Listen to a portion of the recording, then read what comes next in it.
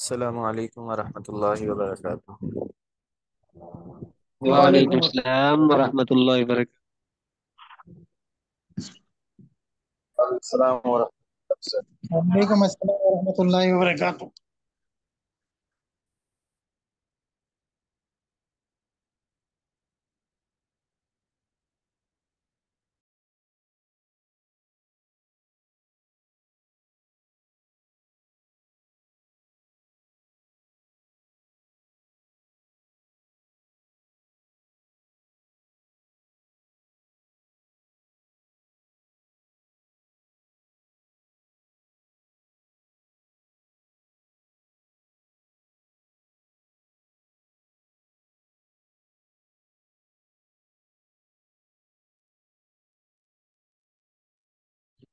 جی آپ حضرات خیریت سے ہیں؟ ٹھیک ٹھاک ہیں؟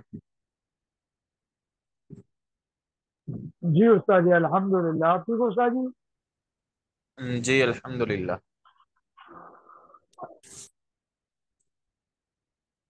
اچھا جی، کل ہم نے حج کران پڑھا تھا، تو میں نے کل کہا تھا کہ کوئی ساتھی آ کر پہلے حج کران کے بارے میں تو بتا دیں جو ہم نے کل کے سبق میں پڑھا تھا، تو اس کے بعد پھر ہم آگے شروع کرتے جی السلام علیکم۔ ہیں۔ وعلیکم السلام ورحمۃ اللہ۔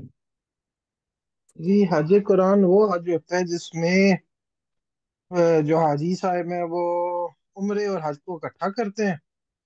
اس میں جب آپ پہلا طواف جو پہلا طواف کرتے ہیں اس میں ہی آپ احرام باندھ لیتے ہیں، اور اس کے بعد جب تمام حج کے افعال مکمل ہو جاتے ہیں تو اب آپ احرام اتارتے ہیں، تو وہ تمام جو محرمات ہیں جو احرام کی وہ تمام وقت آپ کے اوپر جاری رہتے ہیں، اور یہ زیادہ مقبول ہے۔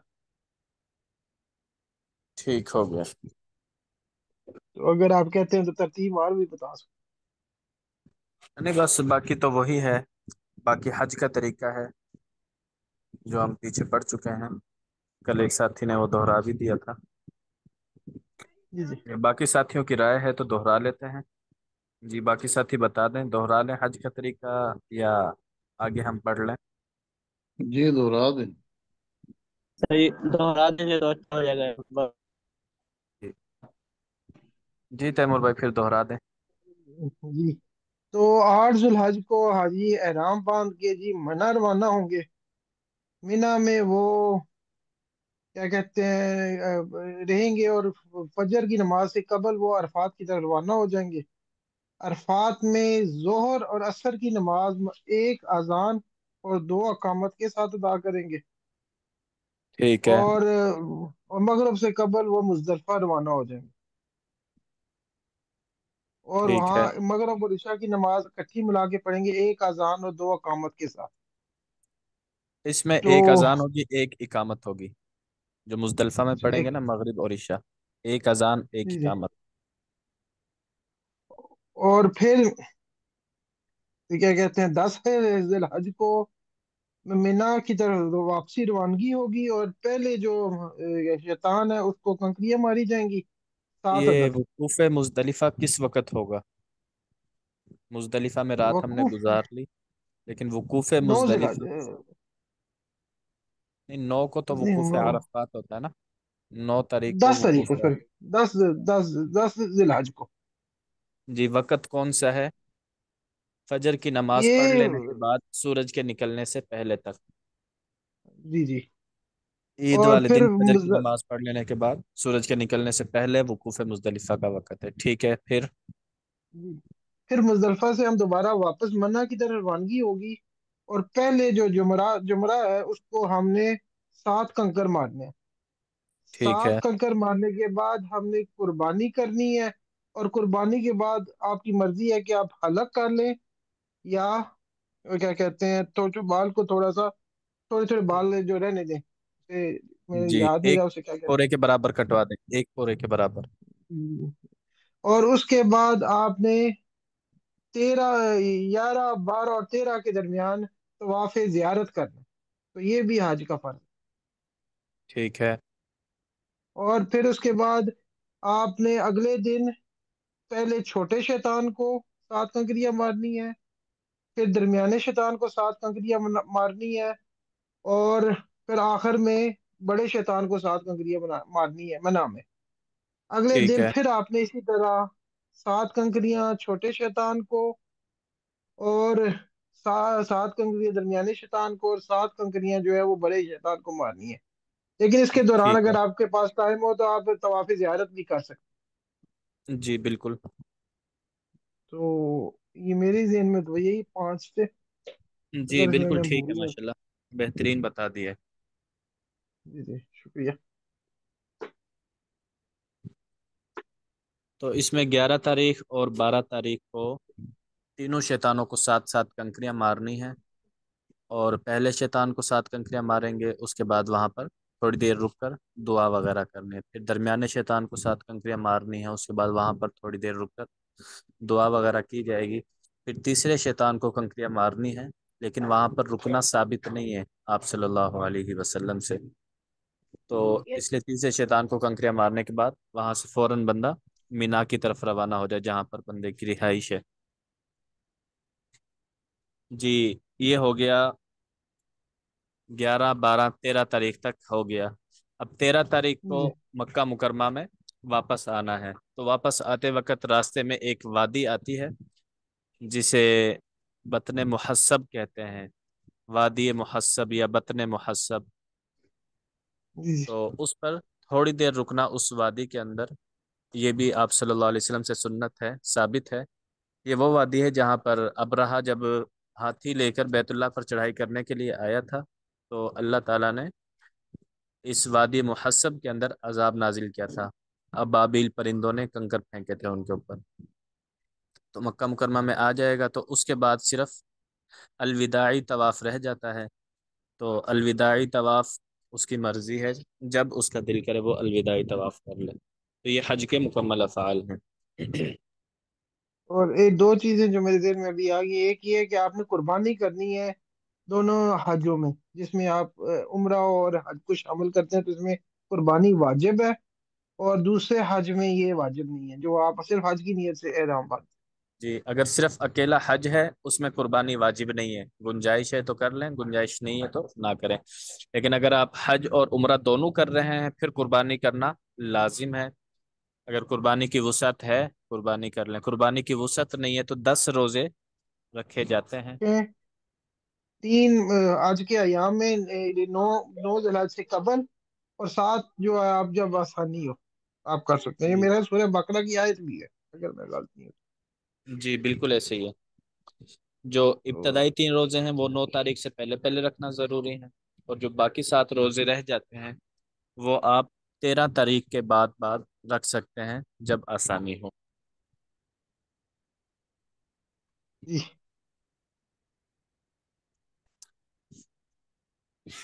اچھا جی، آج ہمارا ہے صفحہ نمبر 273، التمتع، حج تمتع. تمتع کا لغوی ترجمہ ہے فائدہ اٹھانا، نفع اٹھا لینا. تو اس میں چونکہ آدمی عمرے کا احرام باندھتا ہے، وہاں پر جا کر عمرہ کرتا ہے مکہ مکرمہ میں، عمرہ کر کے احرام کھول دیتا ہے. اب وہ احرام کی پابندیوں سے آزاد ہو جاتا ہے جب تک حج کے دن نہ آ جائیں. تو درمیانی دنوں میں وہ فائدہ اٹھاتا رہتا ہے، یعنی احرام کی پابندیوں سے باہر نکل آتا ہے، اس لیے اس کو تمتع بولتے ہیں. تمتع کا لغوی ترجمہ بھی یہی ہے، فائدہ اٹھانا. اچھا جی، التمتع، اب اس کی شرعی تعریف کر رہے ہیں کہ شریعت میں حج تمتع کسے کہتے ہیں. ہوا ان یحرم بالعمرۃ فقط من المیقات، کہ آدمی صرف عمرے کا احرام باندھ لے میقات سے. حج کے مہینوں میں جا رہا ہے، اپنے گھر سے عمرے کا احرام باندھ لے یا میقات سے پہلے پہلے عمرے کا احرام باندھ لے. فیقول، اور پھر یہ دعا پڑھے، بعد صلاتی رکعت طیل احرام، احرام کی 2 رکعت نفل پڑھنے کے بعد.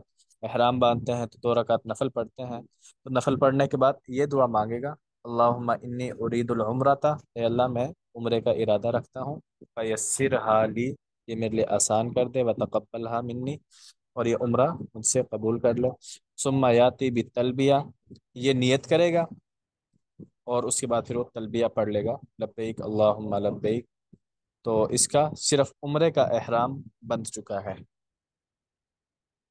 اب کہتے ہیں فَإِذَا دَخَلَ مکہ، جب یہ شخص مکہ مکرمہ میں داخل ہوگا، اب احرام باندھ لیا، سفر پہ روانہ ہو گیا، جب مکہ میں داخل ہو گیا، طاف للعمرتی، تو اب یہ عمرے کا طواف کرے گا، جاتے ہی عمرے کا طواف کرے گا، وَيَقْطَعُ التَّلْبِيَةَ بِأَوَّلِ طَوَافِهِ، اور تلبیہ ختم کر دے گا پہلے طواف پر یا پہلے چکر پر، طواف کا جو پہلا چکر ہے اس پہلے چکر پہ اپنا تلبیہ ختم کر دے گا، وَيَرْمُلُ فِي اشواط الثلاثۃ الاولی، اور پہلے تین چکروں میں رمل کرے گا، رمل کہتے ہیں اکڑ اکڑ کر چلنا، تکبر کے ساتھ چلنا، پہلے تین چکروں میں یہ اکڑ اکڑ کر چلے گا، رمل کرے گا، ثم یصلی رکعتئی طواف، پھر طواف کی دو رکعت پڑھے گا، ہر طواف کے بعد دو رکعت پڑھی جاتی ہیں مقام ابراہیم کے پاس یا جہاں بھی آسانی سے جگہ مل جائے، تو دو رکعت نفل پڑھے گا، ثم یسعی بین الصفا والمروہ، پھر صفا مروہ کے درمیان سعی کرے گا، سبعۃ اشواط، سات چکر لگائے گا، صفا سے شروع کر کے مروہ پر ختم کرے گا، ویحلق راسہ، پھر اپنے سر کے بال منڈوا لے گا، او یقصر، یا چھوٹے کروا لے گا، ویکون حلالا من الاحرام، اب جیسے ہی اس نے اپنے سر کے بال منڈوا لیے احرام سے حلال ہو چکا ہے، هذا اذا لم يكن قد ساق هديا، یہ اس وقت ہے جب یہ قربانی کا جانور نہ لے کر گیا ہو، اگر قربانی کے جانور اس کے ساتھ موجود نہیں ہے، اس میں یہ ہوتا ہے نا کہ جو لوگ قربانی کرنا چاہتے ہیں تو وہاں پر مکہ کے اندر ہی کسی کو اپنا وکیل بنا دیتے ہیں، مذبح خانے ہوتے ہیں وہاں پر اپنے پیسے جمع کروا دیتے ہیں، تو اگر اس نے قربانی کے پیسے جمع کروا دیے ہیں، ٹھیک ہے، وہاں پر کسی کو وکیل بنا دیا، ابھی آپ نے حج کا جانور میری طرف سے ذبح کرنا ہے، تو اس کے لیے حکم یہ ہے کہ اب یہ طواف کر لیا اس نے اگرچہ عمرے کا، لیکن اب یہ طواف سے حلال نہیں ہوگا کیونکہ قربانی کا جانور اس کے ساتھ موجود ہے، حقیقت میں موجود نہیں لیکن یہ پیسے دے چکا ہے، وہاں پر انتظام ہو چکا ہے، بندوبست ہو چکا ہے، تو اس لیے اب یہ حلال نہیں ہوگا، اما اذا کان قد ساق ہدیا، اور اگر وہ ہدی قربانی کا جانور لے کر گیا ہے، لا یکون حلالا، وہ حلال نہیں ہوگا، من عمرته، عمرہ کر لینے کے بعد، تو اگر قربانی کا جانور یہ نہیں لے کر گیا اور نہ ہی قربانی کے جانور کے پیسے کسی کو دیے ہیں وکیل بنا کر، تو ایسی صورت میں عمرہ کرنے کے بعد یہ احرام سے باہر آ جائے گا، اور اگر یہ جانور خود لے کر گیا ہے یا وہاں پر کسی کو وکیل بنا دیا ہے تو ایسی صورت میں یہ احرام سے حلال نہیں ہوگا، تو اب دونوں صورتوں میں احرام سے حلال ہو چکا ہے تب بھی، احرام سے حلال نہیں ہوا تب بھی، دونوں صورتوں میں، فَإِذَا جَاءَ الْيَوْمُ الثَّامِنُ مِنْ ذِي الْحِجَّةِ، جب ذی الحجہ کا 8 تاریخ آ جائے گی، ذی الحجہ کی 8 تاریخ آ جائے گی، احرم بالحج، اب یہ حج کا احرام باندھے گا، پیچھے صرف یہ عمرے کا احرام باندھ کر آیا تھا، اب 8 تاریخ کو اس نے حج کا احرام باندھنا ہے، من الحرمی، اور حج کا احرام باندھے گا حرم کے اندر سے ہی، جہاں ہے وہیں پر احرام باندھ لے حج کی نیت کر کے، بافعال الحج، اور حج کے افعال ادا کرے گا، تو حج کا احرام اس نے باندھنا ہے، حدود حرم کے اندر ہی باندھ لے، جہاں پر اس کی رہائش ہے، جس ہوٹل میں ہے وہیں سے یہ باندھ سکتا ہے حج کا احرام باندھ لے، اور اس کے بعد حج ادا کر لے، جیسے حج کا مکمل طریقہ پیچھے بیان ہو چکا ہے۔ اچھا، اب آگے کہتے ہیں فَإِذَا رَمَى جَمْرَةَ الْعَقَبَةِ، جب یہ جمرہ عقبہ کی رمی کرے گا، جو مسجد خیف کے پاس ہے، تیسرا شیطان، پہلے دن تیسرے شیطان کو کنکریاں مارتے ہیں، تو کہتے ہیں جب یہ جمرہ عقبہ کی رمی کر لے گا قربانی والے دن، لازمہ ذبح شاۃ، تو اس کو لازم ہو جائے گا بکری کا ذبح کرنا، او سبع بدنہ، یا اونٹ کا 7واں حصہ، گائے کا 7واں حصہ، بڑے جانور کا 7واں حصہ لازم ہے، یا چھوٹا جانور بکری وغیرہ ذبح کرنا اس پر لازم ہو جائے گی، کیونکہ اس نے ایک ہی سفر میں حج بھی کیا ہے عمرہ بھی کیا ہے، تو شکرانے کے طور پر قربانی واجب ہو جائے گی اس پر۔ فَإِن لَمْ يَسْتَطِعْ ذَبْحَ شَاةٍ، اگر یہ جانور ذبح کرنے کی طاقت نہیں رکھتا، صام ثلاثۃ ایام، 3 روزے رکھ لے گا، قبل یوم النحر، یوم النحر سے پہلے پہلے، 10 تاریخ سے پہلے پہلے 9 تاریخ تک اس نے اپنے ابتدائی 3 روزے پورے کرنے ہیں، فسبعۃ ایام، اور 7 روزے رکھنے ہیں، بعد الفراغی من افعال الحج، حج کے افعال سے فارغ ہونے کے بعد، حج کے افعال سے 12 تاریخ کو فارغ ہو جاتے ہیں، تو 13 تاریخ سے یہ اپنے جو 7 روزے ہیں وہ رکھنا شروع کر سکتا ہے، رکھ سکتا ہے۔ فعلم یسم ثلاثۃ ایام، اگر اس نے ابتدائی 3 روزے نہیں رکھے، حتیٰ جاء یوم النحر، یہاں تک کہ قربانی کا دن آ گیا، عید کا دن آ گیا، عید کے دن سے پہلے پہلے 3 روزے رکھنے لازم تھے، نہیں رکھ سکا پہلے روزے، تعین علیہ ذبح شاۃ، تو اب متعین ہو جائے گا کہ بکری ہی ذبح کرے، کسی سے ادھار لے، قرضہ لے، اب بکری ذبح کرنا ہی اس کے اوپر لازم ہو، کیونکہ شریعت نے اس کو پہلے اجازت دی تھی کہ تم جانور ذبح نہیں کر سکتے تو روزے رکھ لو، تو روزے رکھنے میں اس نے سستی کی ہے، لہذا اب جرمانے کے طور پر بکری ہی لازم ہو جائے گی۔ او سبع بدنۃ، یا بڑے جانور کا 7واں حصہ لازم ہو جائے گا۔ ولا یصح عنہ صوم ولا صدقہ، اب قربانی ہی کرنی پڑے گی، قربانی کے بدلے میں نہ تو کوئی روزہ رکھ سکتا ہے، نہ صدقہ دے سکتا ہے، شریعت نے ایک مرتبہ اسے اختیار دیا تھا، قربانی نہیں کر سکتے، قربانی کے بدلے میں روزے رکھ لو، لیکن شریعت کا حکم نہیں مانا تو شریعت کہتی ہے اب تمہیں روزہ رکھنا ہی تمہارے اوپر لازم ہے۔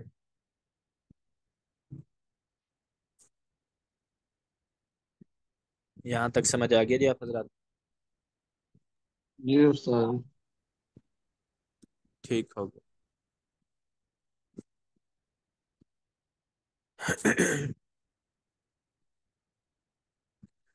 اچھا جی، اگلا باب ہے ہمارا العمرۃ، عمرہ کرنا۔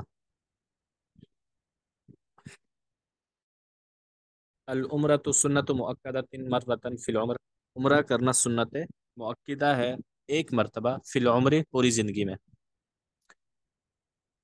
سنت مؤکدہ، سنت مؤکدہ کا حکم یہ ہے کہ اس کا چھوڑنے والا گناہ گار ہوتا ہے، تو عمرہ کرنا سنت مؤکدہ ہے ایک مرتبہ پوری زندگی میں، اذا وجدت شروط وجوب الاداء للحج، جبکہ وہ شرائط پائی جائیں جن کی وجہ سے حج لازم ہو جاتا ہے۔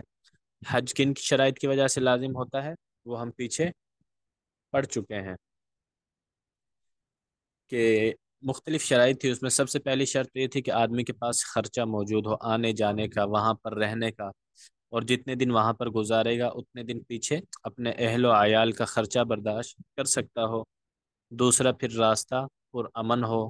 تیسری شرط یہ تھی کہ آدمی طاقت رکھتا ہو یہ عمرے کے افعال ادا کرنے کے اوپر، جسم کے اندر طاقت ہے تو اس پر عمرہ لازم ہوتا ہے، اور اس کو اجازت بھی ہو، ٹھیک ہے، اس کو کسی قسم کا کوئی خوف اور خطرہ وغیرہ نہ ہو، بادشاہ کی طرف سے وہ شخص کیا کہتے ہیں اشتہاری نہ ہو، مجرم نہ ہو، تو ایسا شخص جس کو کسی قسم کا کوئی خطرہ نہیں ہے، پیسے اس کے پاس موجود ہیں، آنے جانے کا خرچہ، وہاں کا کرایہ، وہاں پر رہنے کا جو خرچہ ہے وہ، اپنے گھر والوں کا خرچہ، ان کی ذمہ داری ساری پوری کر سکتا ہے، تو ایسے شخص کے اوپر عمرہ لازم ہو جاتا ہے۔ اور اگر عورت ہے تو عورت کے لیے ایک محرم مرد کا خرچہ بھی عورت پر ہی لازم ہوگا، یعنی اگر عورت کے اوپر عمرہ لازم ہو چکا ہے تو اب عورت اکیلی تو سفر نہیں کر سکتی، کسی محرم کو ساتھ لے کر جانا ہے تو محرم کا جو خرچہ ہے وہ عورت کے ذمہ ہوگا، ٹھیک ہے۔ ہاں اگر محرم کا اپنا ارادہ ہے عمرے پر جانے کا، پھر یہ عورت اس کے ساتھ جا سکتی ہے، پھر خرچہ عورت پر نہیں آئے گا، لیکن اگر وہ محرم اسپیشل عورت کی وجہ سے جا رہا ہے عمرے کے لیے، تو اب اس محرم کا سارا خرچہ اس عورت کے اوپر لازم ہوگا۔ اگر یہ شرائط پائی جا رہی ہیں کسی کے اندر تو زندگی میں ایک مرتبہ عمرہ کرنا سنت مؤکدہ ہے، نہ کرنے والا گناہ گار ہوگا۔ تصیح العمرۃ فی جمیع السنہ، عمرہ پورے سال کر سکتے ہیں۔ یکرہ الاحرام للعمرہ، مکروہ ہے عمرے کا احرام باندھنا، یوم عرفہ، عرفہ کے دن، 9 ذی الحجہ، و یوم النحر، 10 ذی الحجہ قربانی کا دن، و ایام تشریق، اور ایام تشریق، جو ایام تشریق ہیں 5 دن، 9 ذی الحجہ، 10 ذی الحجہ، 11، 12، 13 ذی الحجہ، یہ 5 دن ہیں، ان 5 دنوں میں چونکہ یہ 5 دن حج کے افعال کے لیے مخصوص ہیں، 9، 10، 11، 12، 13، ٹھیک ہے، تو یہ 5 دن حج کے افعال کے لیے مخصوص ہیں، لہذا ان 5 دنوں میں عمرے کا احرام باندھنا مکروہ ہے، اگر کسی نے باندھا اس کا احرام درست ہو جائے گا، اس کا احرام شرعن معتبر ہوگا۔ تو ان 5 دنوں کے علاوہ پورا سال آدمی کے پاس وقت ہے، جب اس کو وقت ملے، موقع ملے، وہ جا کر عمرہ کر سکتا ہے۔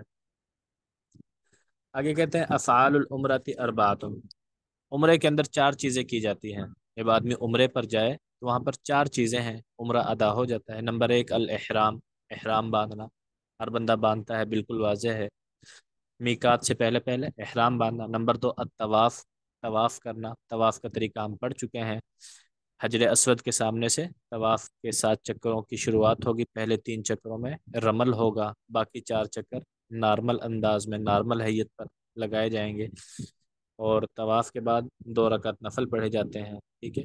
تو دوسرا کام ہے طواف کرنا، پہلا کام احرام باندھنا، دوسرا کام ہے طواف کرنا، تیسرا کام ہے السعی بین الصفا والمروہ، صفا مروہ کی سعی کرنا، چوتھا کام ہے الحلق او التقصیر، سر منڈوانا یا بال چھوٹے کروانا۔ تو عمرے کے اندر یہ 4 چیزیں ضروری ہیں، جس نے یہ 4 کام کر لیے اس کا عمرہ ادا ہو گیا۔ بالکل آسان ہے، احرام باندھا، طواف کیا، صفا مروہ کی سعی کی، اپنا سر منڈوا لیا۔ تو کہتے ہیں فمن اراد عمرہ، جو شخص عمرے کا ارادہ کرے، فلیذهب الی الحل، تو وہ حل کی طرف نکل جائے۔ حل کہتے ہیں حدود حرم کے باہر کی جگہ، حدود حرم وہاں پر متعین ہے۔ تو اگر کوئی شخص مکہ مکرمہ کے اندر رہ رہا ہے، اذا کان بمکہ تھا، جب کوئی آدمی مکہ کے اندر رہنے والا ہے، وہ مکہ میں ہے، اب مکہ میں رہتے ہوئے عمرہ کرنا چاہتا ہے، تو اب عمرے کا احرام باندھنے کے لیے مکہ سے عمرے کا احرام نہیں باندھ سکتا، احرام باندھنے کے لیے اس کو مکہ سے باہر آنا پڑے گا، حدود حرم سے باہر آنا پڑے گا۔ اکثر لوگ جاتے ہیں مسجد عائشہ جاتے ہیں، ٹھیک ہے، یا اسی طرح کچھ اور مساجد ہیں جو حدود حرم سے باہر ہیں، وہاں پر جا کر عمرے کا احرام باندھتے ہیں، پھر وہاں سے مکہ میں داخل ہوتے ہیں۔ ہم نے پڑھا تھا جو حج کا احرام باندھا جائے گا، حج کا احرام مکہ کے اندر باندھا جاتا ہے، جو لوگ مکہ میں رہنے والے ہیں وہ حج کا احرام باندھنے کے لیے مکہ سے باہر نہیں جائیں گے، ٹھیک ہے۔ لیکن اگر عمرے کا احرام باندھنا ہے تو عمرے کا احرام باندھنے کے لیے حدود حرم، مکہ سے باہر جانا ضروری ہے، مکہ کے باہر جا کر وہ عمرے کا احرام باندھا جاتا ہے۔ سواء کان من اہل مکہ، اب برابر ہے کہ یہ جو شخص عمرے کا احرام باندھ رہا ہے یہ مکہ کا رہنے والا ہو، اصلی باشندہ ہو، او کان قد اقام بہا، یا ویسے وہاں پر آ کر ٹھہرا ہوا ہو۔ مکہ مکرمہ کے جو اصلی باشندے ہیں وہ عمرہ کرنا چاہتے ہیں، وہ بھی مکہ سے باہر جا کر احرام باندھیں گے۔ دوسرے لوگ ہیں وہ عمرہ کرنا چاہتے ہیں، وہ بھی مکہ سے باہر جا کر عمرے کا احرام باندھیں گے۔ خلاصہ یہ ہے کہ عمرے کا احرام باندھنے کے لیے مکہ سے باہر ہونا ضروری ہے۔ عمرے کا احرام مکہ مکرمہ سے باہر باندھا جا سکتا ہے، جبکہ حج کا احرام وہ مکہ کے اندر بھی باندھا جا سکتا ہے۔ اچھا جی جی، السلام علیکم۔ وعلیکم السلام ورحمۃ اللہ۔ مفتی صاحب ایک سوال ہے کہ اکثر لوگ کرتے ہیں، مثال کے طور پہ ہم بھی عمرے پہ گئے تھے، تو وہ کہتے جی ہیں کہ آپ کو واپس جدے والے کیا کہتے ہیں میقات سے جا کے آپ کو احرام باندھنا چاہیے، نہیں نہیں، لیکن اتنا دور جانا ضروری نہیں ہے، بلکہ جو حدود حرم ہے وہاں پر لوگوں سے پوچھ لی جائے، اکثر لوگ جاتے ہیں مسجد عائشہ، وہ جی قریب جی بھی میں ہے، نے بھی اور ایسے کیا تھا۔ قریب بھی ہے اور حدود حرم سے باہر بھی ہے، وہاں پر جا کر احرام باندھنے، جدہ جانا ضروری نہیں ہے، صرف حدود حرم اصل سے میں کہ باہر نکل کر باندھنا ضروری ہے۔ کیوں کئی لوگوں نے شکو کہتے ہیں اگر آپ نے بار بار عمرے کرنے تو جائے واپس، میں نے کہا اگر اللہ نے اجازت دی ہے تو ہم کیوں نہ کریں یہاں سے، تو ان کا موقف تھا بالکل کہ ایسی، یہ صرف لوکل لوگوں کے لیے۔ نہیں نہیں، یہ سب کے لیے ہے، وہ پھر شاید کسی دوسرے مسلک کے ہوں، اس وجہ سے وہ یہ بات کر رہے ہیں۔ صحیح صحیح، یہ دوسرے مسئلے میں پہلے حدیث مسئلے کے۔ جی اچھا جی، آگے کہتے ہیں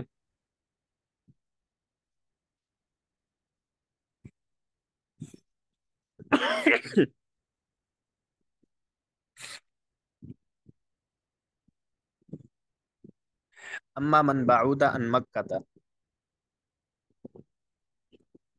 اب یہ مطلقاً بات کر رہے ہیں. اب حج اور عمرے کی بات یہ سمجھیں جی ختم ہو چکی ہے. اما من بعود عن مکہ، جو شخص مکہ سے دور ہو، مکہ سے باہر ہو، ولم يدخل مکہ بعد، اور ابھی تک وہ مکہ مکرمہ میں داخل نہیں ہوا. ٹھیک ہے، یعنی ایک آدمی ہے، وہ پاکستان میں ہے. اب پاکستان سے اس کا مکہ مکرمہ جانے کا ارادہ ہے، عمرے کے لیے نہیں جا رہا، حج کے لیے نہیں جا رہا، ویسے ہی جا رہا ہے کسی کام سے. تو کیا کہتے ہیں، فَهُوَ يُحْرِمُ مِنَ الْمِيقَاتِ، اب وہ احرام باندھے گا میقات سے. اذا قصد دخول مکہ، جب وہ مکہ میں داخل ہونے کا ارادہ کرے گا.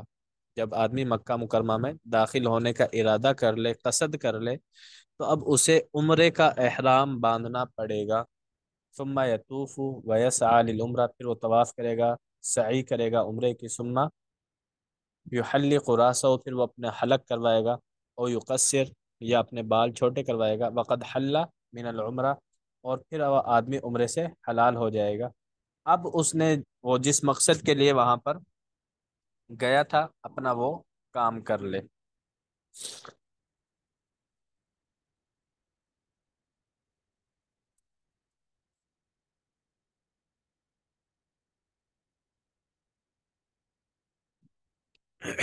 یہاں تک سمجھ آ گئی؟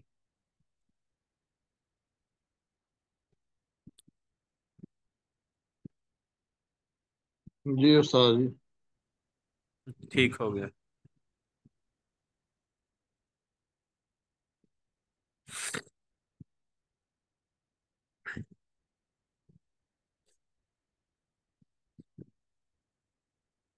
چلے جی، ادب المفرد کھول لیں. السلام علیکم استاد جی. وعلیکم السلام.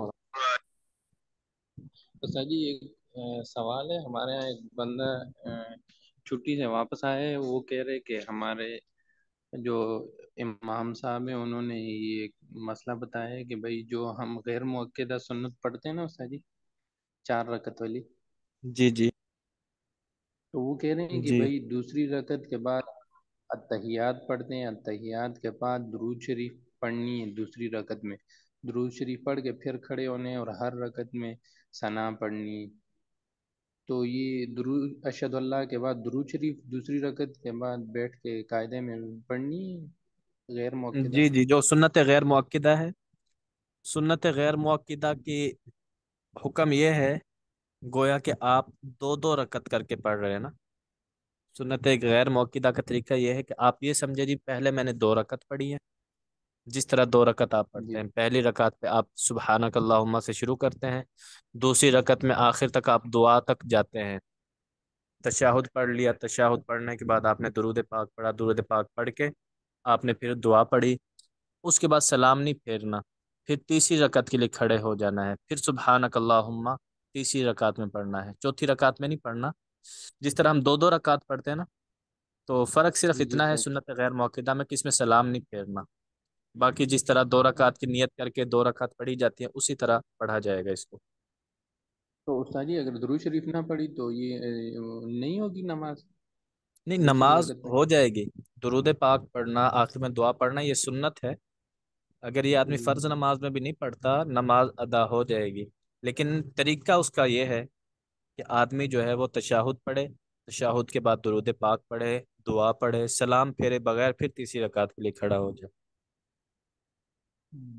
اچھا استاد جی ایک اور سوال ہے کہ جب ہم اذان دیتے ہیں تو اکثر نماز عصر کی نماز کے بعد اور عشاء کی نماز اذان کے بعد 15-20 منٹ ہوتے ہیں، تو جی چاہ رہا ہوتا ہے کہ بھئی قرآن کی تلاوت کر رہے ہیں اور یہ غیر موقعہ 4 پڑھنے ہیں، پھر اگر غیر موقعہ نماز پڑھ رہے ہیں تو ٹائم نہیں بچتا تلاوت کے لیے، اور دل یہ چاہ رہا ہے کہ قرآن کی تلاوت کریں، تو ان دونوں میں بہتر کیا ہے استاد جی، تلاوت کریں یا غیر موقعہ پڑھیں؟ جی اس میں افضل تو یہ ہے کہ جو سنتیں ہیں آدمی سنتیں پڑھ لے، وہ موقعہ ہوں یا جی غیر موقعہ ہوں. اس کی وجہ یہ ہے کہ جی سنت کا وقت صرف یہی ہے. ٹھیک ہے، تلاوت کے لیے آپ اور وقت بھی نکال سکتے ہیں، تلاوت آپ پورے دن میں کسی بھی وقت کر سکتے ہیں. لیکن عصر سے پہلے کی جو 4 سنتیں ہیں وہ آپ اسی وقت پڑھ سکتے ہیں، جی وہ وقت آپ سے نکل گیا تو پھر آپ بعد میں وہ سنتیں نہیں پڑھ سکتے۔ تو اس لیے افضل یہ ہے کہ اس وقت جو سنتیں ہیں وہ سنتیں پڑھ لی جائیں، لیکن اگر نہیں پڑھتا بندہ تلاوت کر لے تو اس میں بھی شرعاً کوئی حرج والی بات نہیں ہے، صرف افضل والی بات ہے، افضل یہ ہے کہ آدمی سنتیں پڑھ لے، اگر نہیں پڑھنا چاہتا تو کوئی مسئلہ نہیں ہے، وہ قرآن پاک کی تلاوت کر لے، قرآن پاک کی تلاوت بھی نہیں کرنا چاہتا ویسے ہی بیٹھ جائے ذکر اذکار کر لے، تو اس میں شرعاً کوئی حرج والی بات نہیں ٹھیک ہے سر، جزاک اللہ، بہت بہت شکریہ۔ ہے۔ اچھا جی، آج ہم نے پڑھنا ہے باب من دعا آخر بتصغیر اسمہ، باب نمبر ہے 359، حدیث نمبر ہے 818۔ باب من دعا آخر، کسی دوسرے شخص کو بلانا، بتصغیر اسمہ، اس کے نام کی تصغیر کے ساتھ۔ اچھا، نام کی تصغیر کا کیا مطلب ہے؟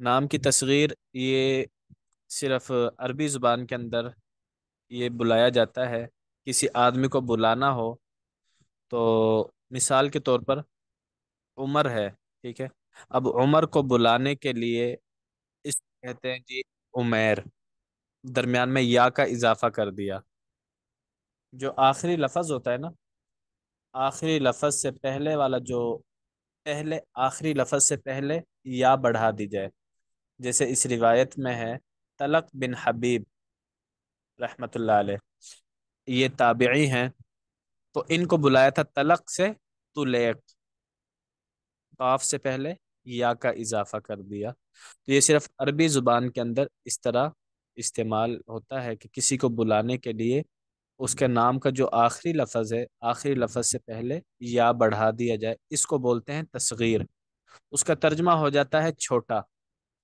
صغیر سے ہے، صغیر کہتے ہیں چھوٹے کو، تو تصغیر اس کو اس لیے کہتے ہیں کہ اس کے ترجمے میں چھوٹے والا وہ آ جاتا ہے معنی، جیسے تلق، تلق کا مطلب ہے آزاد، طلیق چھوٹا آزاد، عمر، عمر کا مطلب یہ ہے کیا کہتے ہیں آباد کرنے والا، عمیر چھوٹا آباد کرنے والا، ٹھیک ہے، تو اس میں یہاں پر معنی مقصود نہیں ہوتا، یہاں پر معنی اگرچہ تبدیل ہو جاتا ہے، عمر ہے آباد کرنے والا، ٹھیک ہے، لیکن عمیر چھوٹا آباد کرنے والا، تو یہاں پر معنی مقصود نہیں ہوتا، بلکہ یہاں پر یہ جو تصغیر بناتے ہیں درمیان میں آخری لفظ سے پہلے یا لگاتے ہیں، اس کا مقصد یہ ہوتا ہے کہ اگلے بندے سے شفقت کا اظہار کرنا، اگلے بندے سے محبت کا اظہار کرنا، تو عربی زبان کے اندر محبت کے اظہار کا یہ ایک طریقہ ہے کہ تصغیر کے ساتھ اسے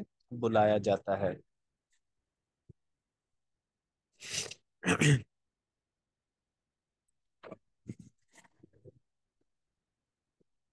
اچھا جی،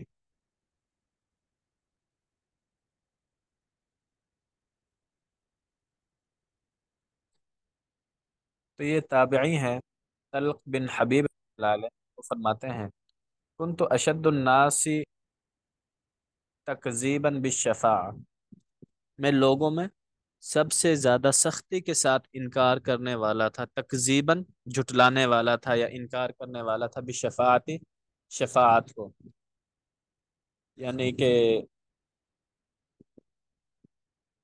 سختی کرتے تھے اس بارے میں کہ قیامت والے دن سفارش کسی کام نہیں آئے گی، کسی کی سفارش بھی قیامت والے دن کام نہیں آئے گی۔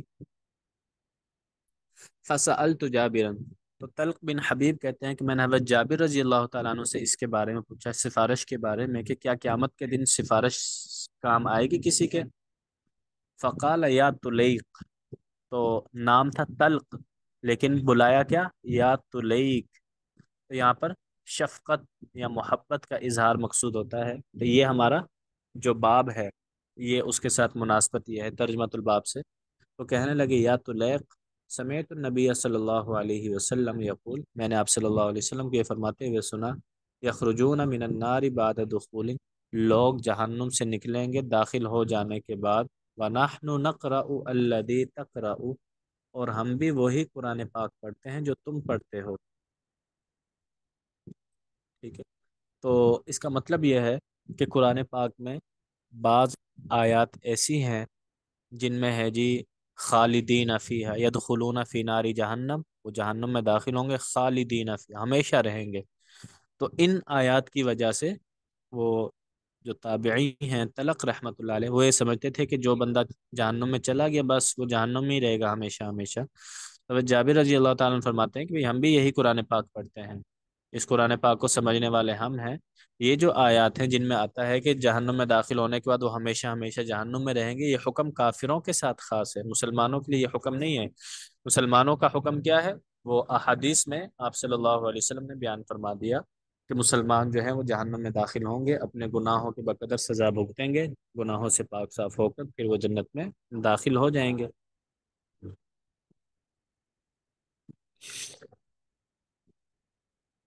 اچھا جی، اگلا باب ہے باب یدعى الرجل بأحب الاسماء الی، آدمی کو سب سے پسندیدہ نام سے بلانا چاہیے۔ آپ کسی آدمی کو مخاطب کریں تو ایسے نام سے مخاطب کریں جو اسے پسند ہو۔ اگر آدمی کے کئی نام ہیں تو اس میں ایسا نام استعمال کیا جائے جو اسے سب سے زیادہ محبوب ہو۔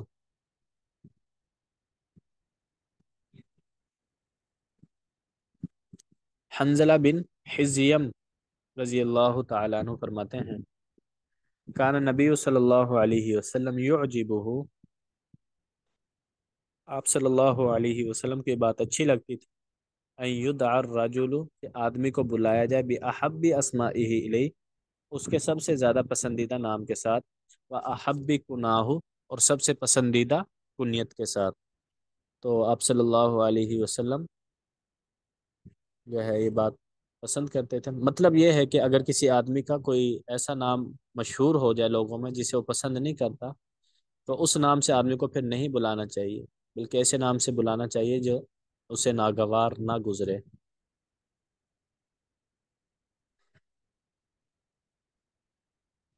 باب تحویل اسم عاصیہ، اگر کسی کا نام عاصیہ ہے تو اس کا نام تبدیل کر دیا جائے۔ یہ عین کے ساتھ ہے، عاصیہ اسیان سے ہے، اسیان نافرمانی کو بولتے ہیں، عاصیہ کا مطلب ہے نافرمان عورت۔ تو اگر کسی کا نام یہ عاصیہ ہے عین کے ساتھ تو اس کا نام تبدیل کر دیا جائے۔ ایک نام چلتا ہے آسیہ، الف مد کے ساتھ وہ شروع ہوتا ہے، الف مد آگے سین پھر یا، آسیہ، تو وہ نام رکھا جا سکتا ہے۔ اس کا ترجمہ بنتا ہے امید رکھنے والی عورت، تو وہ نام رکھا جاتا ہے، لیکن جو عین کے ساتھ ہے تو یہ نام رکھنا ٹھیک نہیں، کیونکہ اس کا مطلب ہے نافرمان عورت۔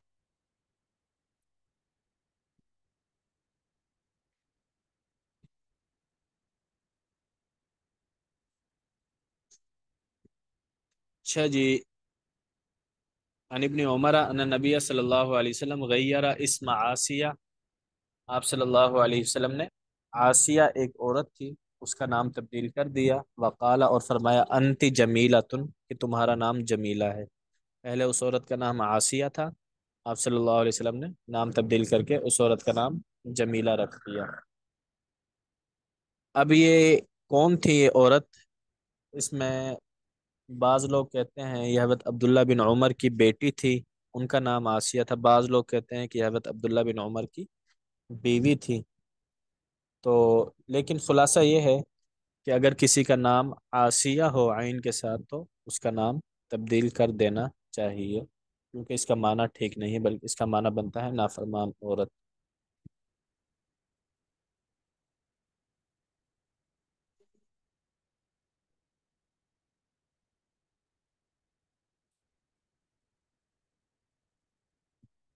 اچھا جی، اگلی حدیث نمبر 821، محمد بن عمر بن عطا رحمۃ اللہ علیہ وہ فرماتے ہیں انہ دخل علی زینب بنت ابی سلمہ کہ میں زینب بنت ابی سلمہ کے پاس گیا۔ محمد بن عمر کہتے ہیں میں زینب بن ابی سلمہ کے پاس گیا، فسألته عن اسم اخت له عنده، میں نے ان سے ان کی بہن کا نام پوچھ لیا جو ان کے پاس ہی بیٹھی تھی۔ محمد بن عمر بن عطا یہ تابعی ہیں، یہ فرماتے ہیں میں زینب بنت ابی سلمہ کے پاس گیا تو زینب بن ابی سلمہ کی بہن ان کے ساتھ بیٹھی ہوئی تھی، میں نے ان کی بہن کا نام پوچھ لیا کہ تمہاری بہن کا نام کیا ہے؟ قال فقلت اسمها برہ، تو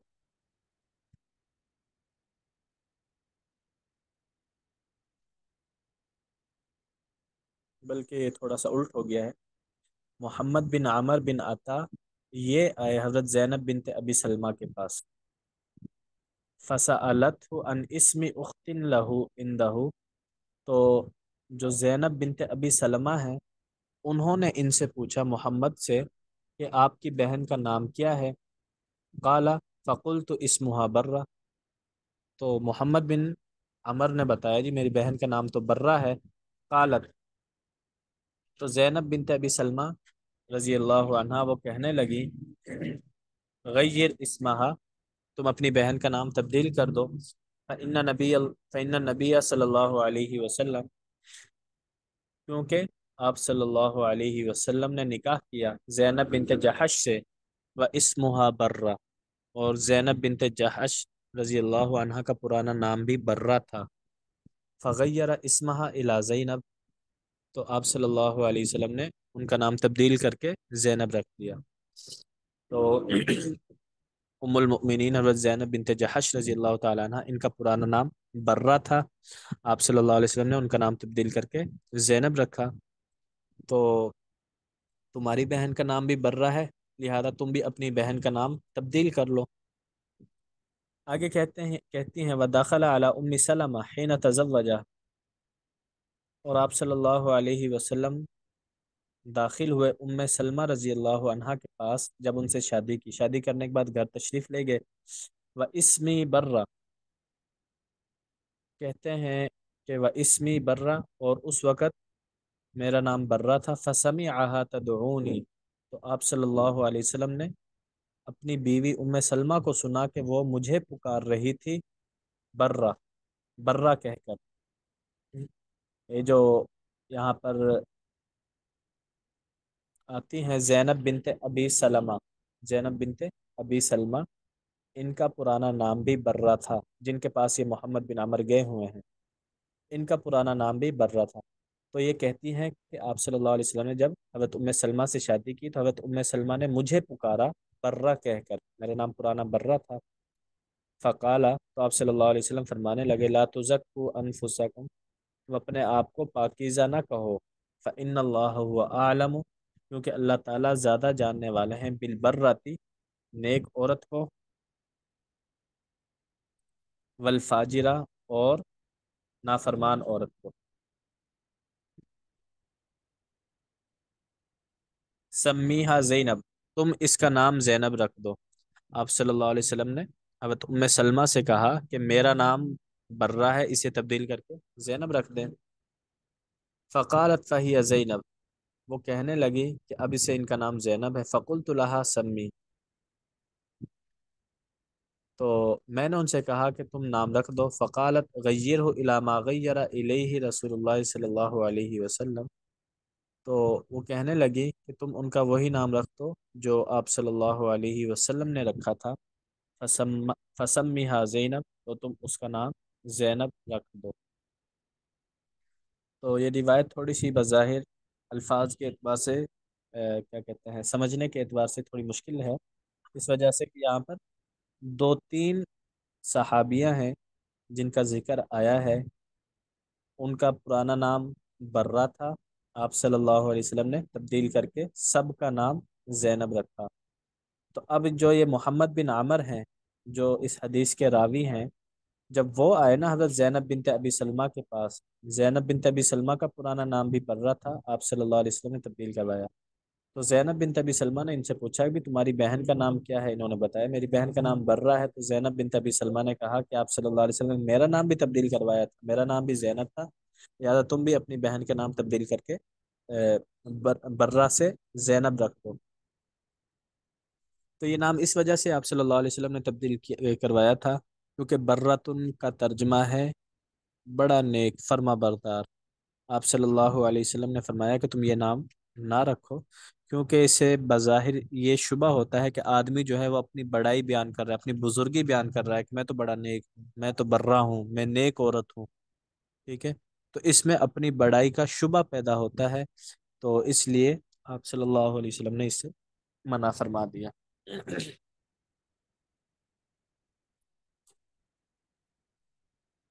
یہ حدیث سمجھ آ گئی جی آپ حضرات کو؟ یہ استاد جی ٹھیک ہو گئی۔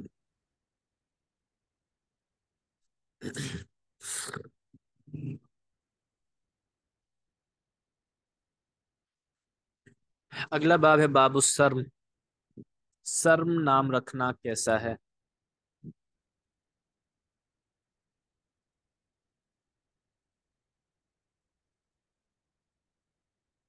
حدثنی کون ہے جی؟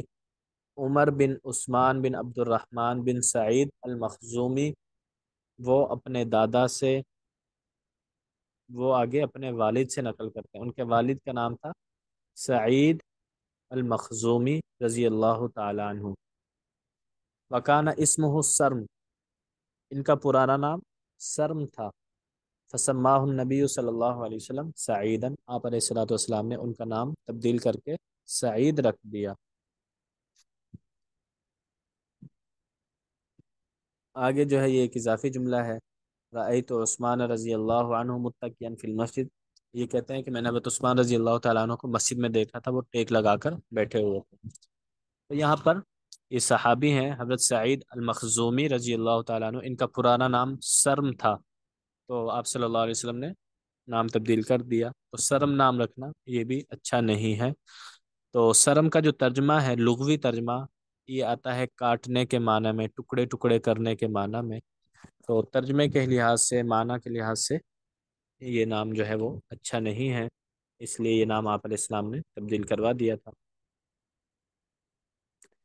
حدیث نمبر 823، حضرت علی رضی اللہ تعالیٰ عنہ فرماتے ہیں لما ولد الحسن رضی اللہ عنہ، جب حضرت حسن پیدا ہوئے، سمیتہ حربا، میں نے ان کا نام حرب رکھا۔ فجاء النبی صلی اللہ علیہ وسلم، آپ صلی اللہ علیہ وسلم ہمارے گھر آئے، فقال، اور کہنے لگے ارونی ابنی، میرا بیٹا مجھے میرے پاس لاؤ، ما سمیتموہ، تم نے اس کا کیا نام رکھا ہے؟ قلنا حربا، تو ہم نے بتایا کہ اس کا نام حرب رکھا ہے۔ قال بل ہوا حسن، آپ نے فرمایا کہ نہیں، اس کا نام حسن ہے۔ فلما ولد الحسین رضی اللہ عنہ، جب حضرت حسین پیدا ہوئے، سمیتہ حربا، اس کا نام حرب رکھ دیا۔ فجاء النبی صلی اللہ علیہ وسلم، آپ علیہ السلام پھر ہمارے گھر تشریف لائے اور کہا ارونی ابنی ما سمیتموہ، میرا بیٹا میرے پاس لاؤ، تم نے کیا نام رکھا؟ قلنا حربا، پھر ہم نے کہا کہ اس کا نام حرب رکھا ہے۔ آپ نے فرمایا بل ہوا حسین، بلکہ اس کا نام حسین ہے۔ فلما ولد الثالث، پھر تیسرا بیٹا پیدا ہوا، سمیتہ حربا، تو اس کا نام بھی حرب رکھا۔ فجاء النبی صلی اللہ علیہ وسلم، آپ علیہ الصلوۃ والسلام آئے، فقال، اور پوچھا ارونی ابنی، میرا بیٹا میرے پاس لاؤ، ما سمیتموہ، کیا نام رکھا ہے تم نے اس کا؟ قلنا حربا، ہم نے کہا کہ حرب رکھا ہے۔ قال بل ہوا محسن، کہ آپ نے فرمایا نہیں، بلکہ اس کا نام محسن ہے۔ ثم قال، پھر آپ علیہ السلام نے فرمایا انی سمیتہم باسماء ولد ہارون، میں نے ان تینوں بچوں کے نام حضرت ہارون علیہ السلام کے بچوں کے نام پر رکھے ہیں، شبر، شبیر اور مبشر۔ تو ان کے بیٹوں کے نام تھے شبر، شبیر اور مبشر۔ تو اسی طرح ان کے جو نام تھے نا، اسی کے وزن پر آپ صلی اللہ علیہ وسلم نے حسن، حسین اور محسن، شبر، شبیر اور مبشر، حسن، حسین اور محسن، آپ صلی اللہ علیہ وسلم نے تینوں کے یہی نام رکھتے ہیں۔ تو اس میں حرب نام رکھا تینوں مرتبہ، تو آپ علیہ السلام نے تینوں مرتبہ نام تبدیل کر دیا۔ اس کی وجہ یہ تھی کہ حرب کا جو ترجمہ ہے وہ ہے جنگ کرنا، لڑائی، ٹھیک ہے، تو معنی کے لحاظ سے یہ نام بھی اچھا نہیں ہے، اس لیے آپ علیہ السلام نے اسے تبدیل کر دیا۔ باب غراب، غراب نام رکھنا۔ حدیث نمبر 824،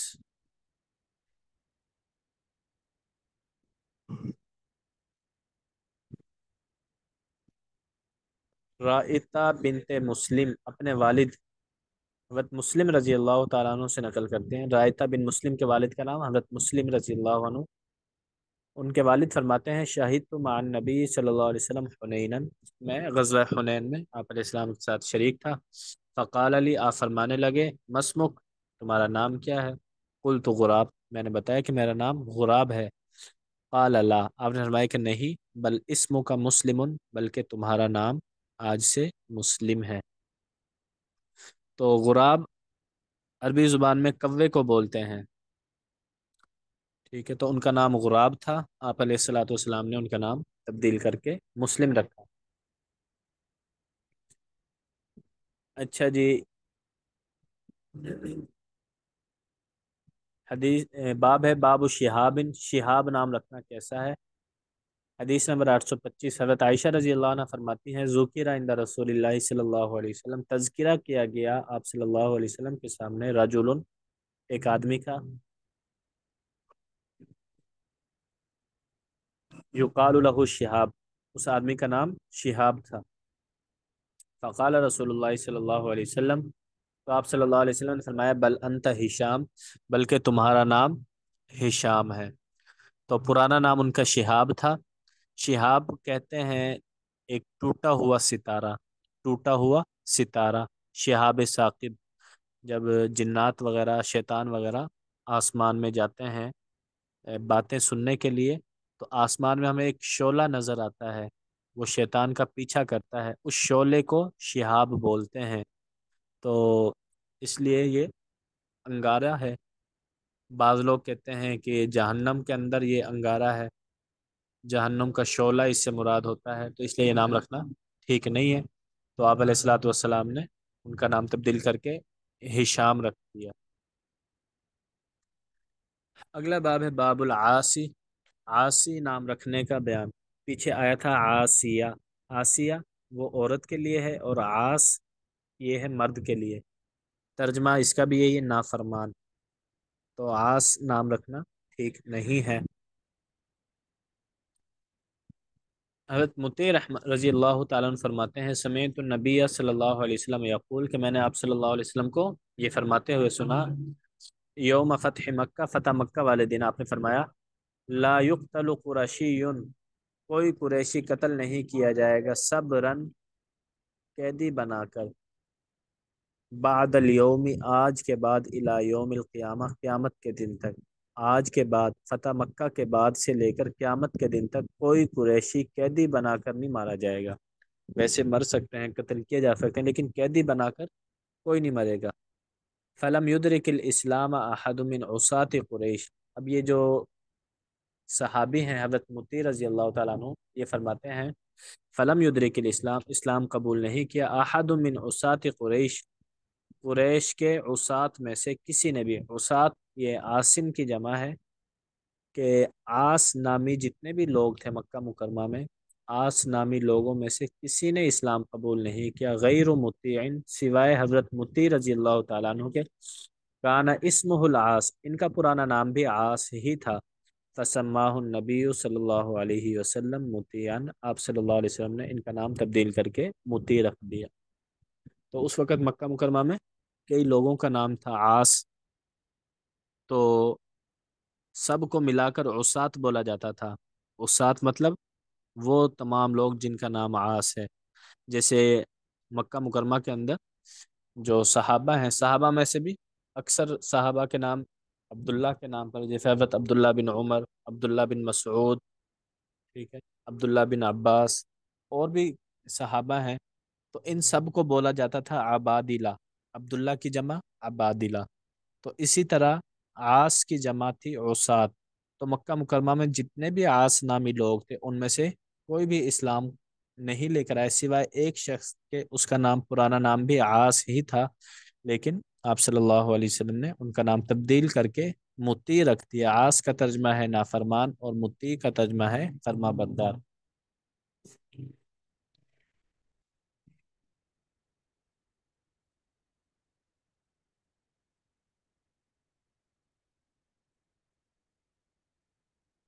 اگلا باب ہے باب من دعا صاحبہ، اپنے ساتھی کو بلانا، فیختصر، اور مختصر کرنا، وینقص، اور کمی کر دینا، من اسمہ ہی، اس کے نام میں کسی چیز کی، یعنی کسی کو بلانے کے لیے پورا نام نہیں لینا، بلکہ اس کے نام کے آخر میں سے ایک دو حرف گرا دینا۔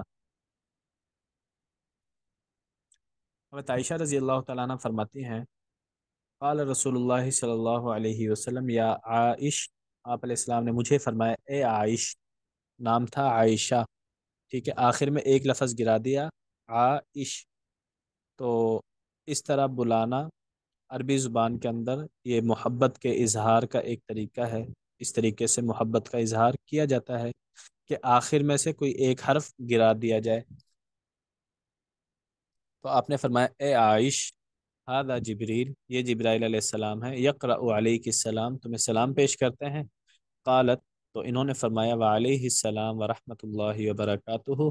قالت، پھر حضرت عائشہ نے فرمایا وَهُوَ يَرَى مَا لَا أَرَى، کہ آپ صلی اللہ علیہ وسلم وہ چیزیں دیکھتے تھے جو ہمیں نظر نہیں آتی تھی، جو عام انسان کو نظر نہیں آتی۔ جبرائیل علیہ السلام پاس موجود ہیں، سلام پیش کر رہے ہیں، حضرت عائشہ کو نظر نہیں آ رہے، آپ علیہ السلام کو نظر آ رہے ہیں، تو اس پر فرمایا کہ آپ صلی اللہ علیہ وسلم ایسی ایسی چیزیں دیکھتے تھے جو عام انسانوں کو نظر نہیں آتی۔ تو ہمارا باب ہے کسی کا نام مختصر کر کے اسے پکارنا، تو یہاں پر حضرت عائشہ کو عائش کہہ کر بلایا آپ صلی اللہ علیہ وسلم نے، تو یہ محبت کے اظہار کا ایک طریقہ ہے۔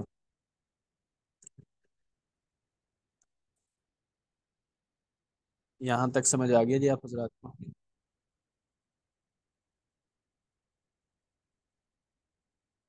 جی استاد جی۔ چلیں جی، آج کے لیے اتنا کافی، اللہ تعالی ہمیں عمل کرنے کی توفیق عطا فرمائے۔ آمین۔ السلام علیکم ورحمۃ اللہ وبرکاتہ۔ وعلیکم السلام ورحمۃ وعلیکم اللہ السلام وبرکاتہ۔ ورحمۃ اللہ وبرکاتہ۔ جزاک اللہ استاد جی۔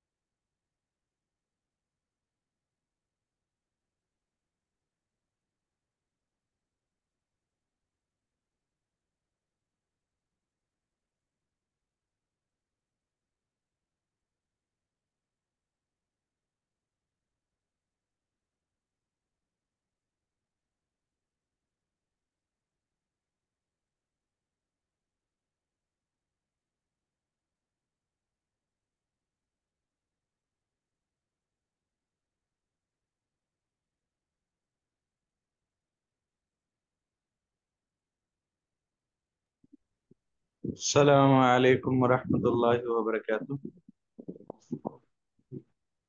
وعلیکم السلام وعلیکم ورحمۃ السلام اللہ ورحمۃ وبرکاتہ۔ اللہ وبرکاتہ۔ خیریت سے ہیں ساتھی؟ جی استاد جی الحمدللہ جی، آپ خیریت سے ہیں؟ آپ ٹھیک ہو استاد جی؟ الحمدللہ۔ ہو گیا نا اس کا؟ ہو گیا نا تو پھر تو واحد لائٹ بند کر۔ جزاک اللہ استاد جی، اللہ پاک آپ کو ہمیشہ کے لیے سلامت رکھیں۔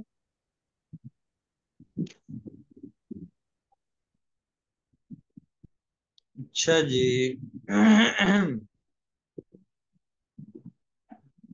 سورہ النساء کا 20واں رکوع ہے۔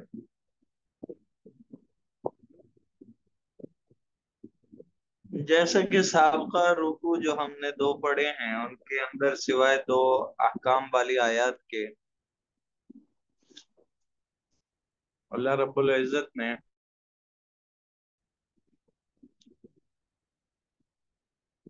انسان کی بے بسی کو بیان فرما دیا.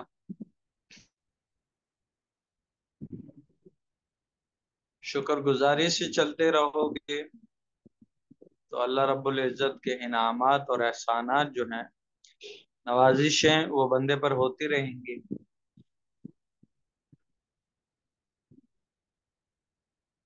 اور اگر ناشکری کرو گے تو اللہ تو کسی بھی قوم یا کسی بھی نوع کے محتاج نہیں ہے. اللہ تعالیٰ اٹھا کے دوسری قوم کو بٹھا دیں گے.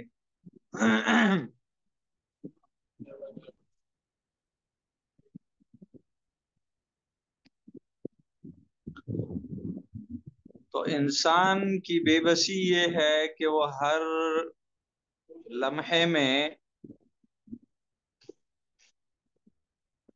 اللہ کی ذات کا محتاج ہے، اور اللہ رب العزت کی ذات جو ہے وہ بے نیاز ہے. اللہ کو کسی کی عبادتوں کی ضرورت نہیں ہے. اگر کرنے کو کہا جا رہا ہے بندہ ہی کا نافع ہے. اللہ کو جن چیزوں سے انسان کو منع کیا جاتا ہے، اللہ تعالیٰ کو ان سے منع کر کے کوئی فائدہ حاصل نہیں ہوتا، لیکن دراصل ان سے بچنے میں انسان ہی کا نفع مخفی ہے. تو اللہ رب العزت آگے بھی اسی مضمون کو دہرانا چاہتے ہیں. دیکھیں، ایک عدل کا معاملے کی بات چل رہی تھی کہ عدل کے ساتھ کام لو اگر ایک سے زیادہ بیویاں رکھی ہوئی ہیں.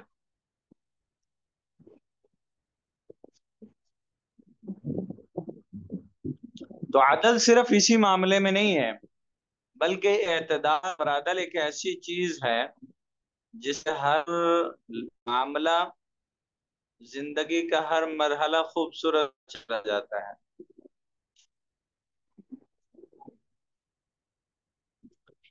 اعتدال اس امت کو معتدل جو بنایا، جیسا کہ ہم پڑھ چکے دوسرے پارے کی ابتدا میں، وَكَذَلِكَ جَعَلْنَاكُمْ أُمَّةً وَسَطًا، تمہیں ایک معتدل امت بنایا، تمہارے اندر اعتدال پایا جاتا ہے. تو خیر الامور اوسطها، تمام معاملات میں سے بہتر وہ ہے جو درمیانی راستہ اختیار کیا جائے، جس میں عدل والا معاملہ ہو. تو اللہ رب العزت فرما رہے ہیں کہ یہ عدل چاہے تمہارے اپنوں کے خلاف آ رہا ہے. مثال کے طور پر تم انصاف کا ترازو تولنے لگے ہو، اور تمہیں یہ معلوم ہے کہ اگر میں نے اس معاملے میں انصاف کے ساتھ کام کیا تو یہ میرے ہی خلاف آئے گا. تو اللہ فرما رہے ہیں وہاں ہچکچانا نہیں، انصاف کا ترازو قائم رکھنا، چاہے وہ تمہارے خلاف جا رہا ہو یا تمہارے والدین کے خلاف جا رہا ہو یا رشتہ داروں کے خلاف جا رہا ہو. چونکہ اللہ نے حکم دیا ہے اس کا، تو اب وہ اپنی ذات کے خلاف جا رہا ہے یا اقربین میں سے کسی کے خلاف جا رہا ہے تو اس میں جھجکنا نہیں، ہچکچانا مت، انصاف کے ساتھ کام لینا. جہاں گواہی مانگی جائے وہاں سچی گواہی دو، جھوٹی گواہی نہ دینا. کیونکہ انسان جب جو ہے بے اعتدالیاں کرتا ہے یا عدل و انصاف سے دور جاتا ہے، اس کی وجہ یہ ہوتی ہے کہ وہ جب بھی کسی معاملے میں بے اعتدالی سے کام لے گا تو اس کے پیچھے جو ہے وہ اس کی ذاتی نفسانی خواہشات ہی مخفی ہوتی ہیں.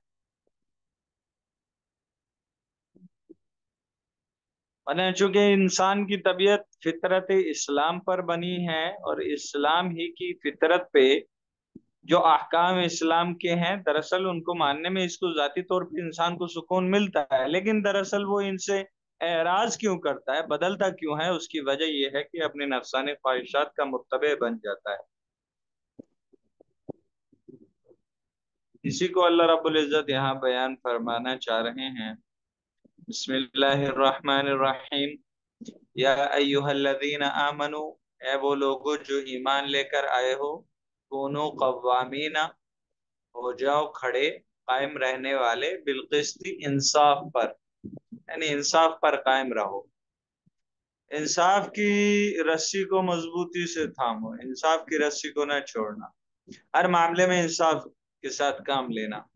شہداء للہ، تو جب تم انصاف پر قائم رہنے والے بن جاؤ گے تو تم اللہ کی گواہی دینے والے بن جاؤ، اللہ کے لیے گواہ بن جاؤ گے. یعنی اللہ کی طرف سے، کہ اللہ نے جس اسلام کو نازل کیا ہے، اللہ جس چیز کو پسند کرتے ہیں، ہم اسی چیز پر قائم ہیں.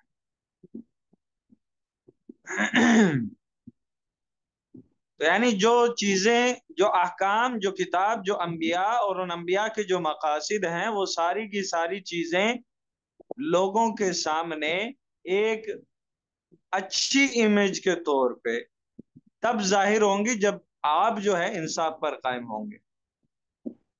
کیونکہ دیکھیں ایک انسان ہے، جیسے کہ آج کل دنیا میں مختلف مذاہب ہیں، ٹھیک ہے، تو ہر مذہب کا جو ماننے والا ہے وہ اپنے مذہب کے اعتبار سے رسم و رواج جو ہے ظاہر کرتا ہے. اسلام جو ہے وہ انصاف سکھاتا ہے، لوگوں کے ساتھ انصاف کا معاملہ کیا جائے. تو جب آپ انصاف پر قائم رہنے والے بنیں گے، آپ دین اسلام کی عزت لوگوں کے دل میں بٹھائیں گے.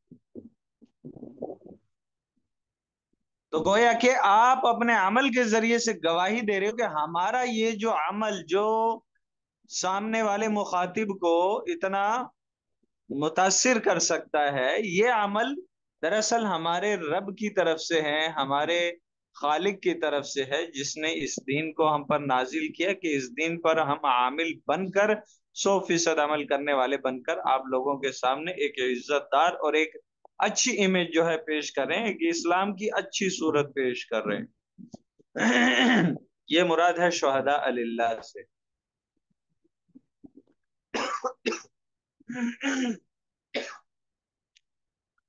تو اگر انصاف پر قائم رہنا اور ثابت قدمی اختیار کر لینا، اس میں چند معاملات ایسے بھی آئیں کہ جو تمہاری ذاتوں کے خلاف ہوں گے، یا والدین کے خلاف ہوں گے، یا قریبی رشتہ داروں کے خلاف ہوں گے. تو اللہ فرما رہے ہیں دیکھو انصاف کا دامن نہ چھوڑنا، ولو علی انفسکم، اگرچہ وہ تمہاری ذات کے خلاف، اب الوالدین یا والدین کے خلاف، والاقربین یا رشتہ داروں کے خلاف، لیکن انصاف کا پہلو نہ چھوڑنا. ان یکن غنیا او فقیرا، اگر ایسا ہے کہ کوئی بندہ غنی ہو تو مالدار ہو، تو اس کی مالداری کی وجہ سے تم انصاف کا ترازو چھوڑ دو. تو یہ آج کل تو یہی ہو رہا ہے نا، ایک مالدار انسان جو ہے وہ اپنے حق میں فیصلہ کروانے کے لیے اپنے مال کا استعمال کرتا ہے، اور ہو بھی جاتا ہے اس کے حق میں فیصلہ. تو یا کسی فقیر کے فقر کی محتاجی کی وجہ سے تم اس کے ساتھ جو ہے اس کے حق میں فیصلہ کر دو، حالانکہ جس کے خلاف آپ نے فیصلہ دیا دراصل حق میں وہ تھا. تو آپ نے یہ سوچا بھئی یہ غریب بندہ، محتاج بندہ، چلو اس کے حق میں فیصلہ کر دیں. نہیں، انصاف قائم کرنا ضروری ہے. اگرچہ فقیر کے مقابلے میں غنی حق پر ہے تو غنی کے حق میں ہی فیصلہ ہونا چاہیے.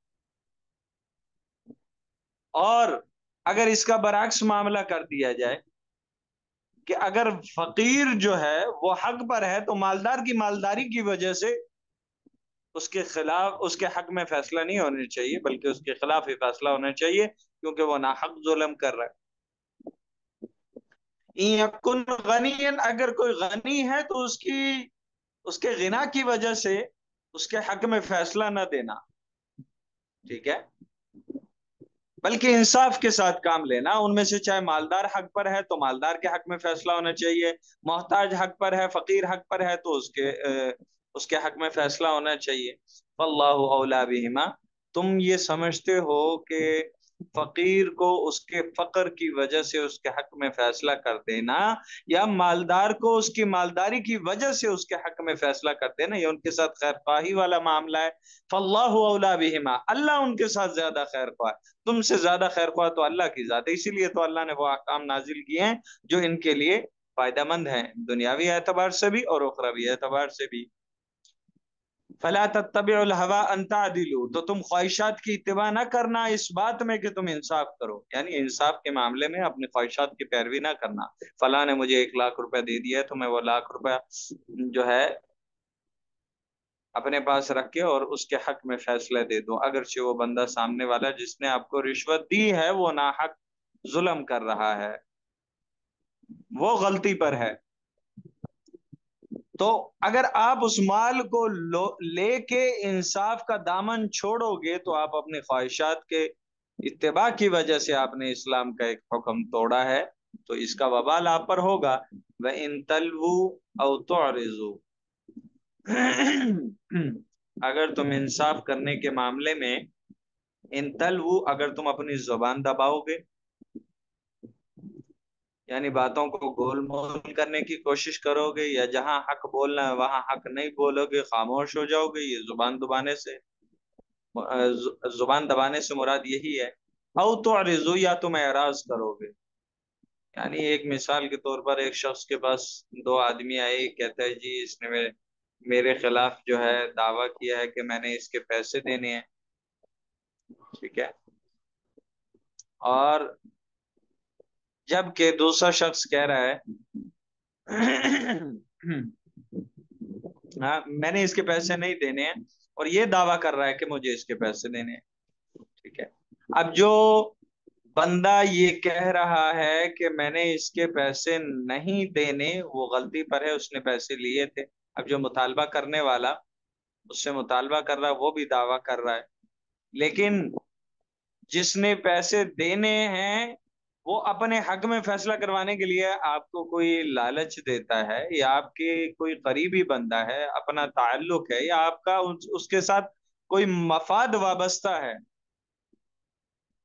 تو ایسا نہ ہو کہ تعرضوا، تم اس سے اعراض کرنے لگو دوسرے بندے سے جس کا حق ہے، جس نے پیسے لینے ہیں، کہ یہ بندہ اس نے پیسے لیے ہیں، کھا گیا ہے، اب یہ مجھے بھی تھوڑی بہت رشوت دے رہا ہے، چلو میں اعراض کر لیتا ہوں، میں اسے کہتا ہوں بھئی یہ سچا ہے، اس نے نہیں دینے پیسے۔ انصاف کا پہلو سامنے رکھنا، اللہ کا یہ حکم اس وقت سامنے رکھنا۔ فَإِنَّ اللَّهَ كَانَ بِمَا تَعْمَلُونَ خَبِيرًا، کیونکہ اللہ کی ذات جو ہے جو عمل تم کر رہے ہو اس سے باخبر ہے۔ اللہ رب العزت کی ذات کو انسان کے ہر عمل کا علم ہے، لیکن اس کے اس برے عمل پہ عذاب نازل نہیں ہوتا، تو یہ اللہ رب العزت کی ذات کو حکیم جانیے کہ اللہ رب العزت حکمت والے ہیں کہ جو عذاب کے مستحق ہوں ان کو بھی عذاب نہیں دیتے، کہ دنیا میں ظاہر سی بات ہے ان پر دراصل عذاب ان پر نازل ہو چکا ہے، لیکن وہ ان کی سمجھ میں نہیں آ رہا، عذاب نازل اس وجہ سے اس طرح سے ہو چکا کہ وہ مزید اسی گناہوں والے رستے پر چلتے چلے جا رہے ہیں، ان کو حق کی یا ہدایت والے رستے کی دور دور تک خبر بھی نہیں ہے، یا نظر آ رہا ہے لیکن چلنے کے لیے جو ہے اس کا دل اس کو آمادہ نہیں کرتا۔ وجہ یہ ہے کہ دلوں پر اللہ نے تالے اور مہر لگا دی ہے اس گناہ والے رستے پر چلنے کی وجہ سے، اور اسی رستے کو اختیار کرنے کی وجہ سے۔ اچھا جی، یا ایھا الذین آمنو، اے وہ لوگوں جو ایمان لائے ہو، آمنو باللہ، اللہ پر ایمان لاؤ، ورسولہ، اور اس کے رسول صلی اللہ علیہ وسلم پر ایمان لاؤ، والکتاب الذی، اور اس کتاب پر بھی ایمان لاؤ، نزل علی رسولی، جو رسول اللہ صلی اللہ علیہ وسلم پر نازل کی گئی ہے، والکتاب الذی، اور اس کتاب پر بھی اپنا ایمان رکھنا، انزل من قبل، جو اس سے پہلے جتنی کتابیں نازل ہوئی، تو یہ اصل ایمان ہے۔ یہود و نصارہ کا ایمان یہاں سے باہر نکل گیا۔ وَمَن یکفر باللہ، تو یہ ایمان کی وضاحت آپ کے سامنے آ گئی، اس کے بعد جو اللہ کا انکار کرے گا، جو اللہ کے ساتھ کفر کرے گا، وَمَلَائِکَتِهِ، اس کے فرشتوں کا انکار کرتا ہے، وَکُتُبِهِ، اس کی کتابوں کا انکار کرتا ہے، وہ رسول ہی اس کے رسولوں کا انکار کرتا ہے یا اس کے رسولوں میں سے کسی ایک رسول کا انکار کرتا ہے، والیوم الاخر، اور مشرکین مکہ کی طرح آخرت کے دن کا، قیامت کے دن کا انکار کرتا ہے، فقط ضل ضلالا بعیدا، تو تحقیق وہ بندہ جو ہے ایک بہت دور کی گمراہی میں بھٹک رہا ہے۔ ان الذين امنوا ثم كفروا ثم امنوا ثم كفروا ثم ازدادوا كفرا لم يكن الله ليغفر لهم ولا ليهديهم سبيلا۔ یہاں سے اللہ رب العزت کیا بیان فرمانا چاہ رہے ہیں؟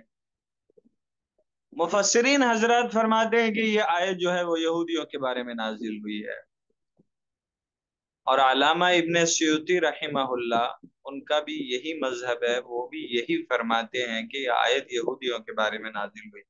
بعض حضرات کہتے ہیں کہ آیت منافقین کے بارے میں نازل ہوئی ہے، لیکن زیادہ راجح اور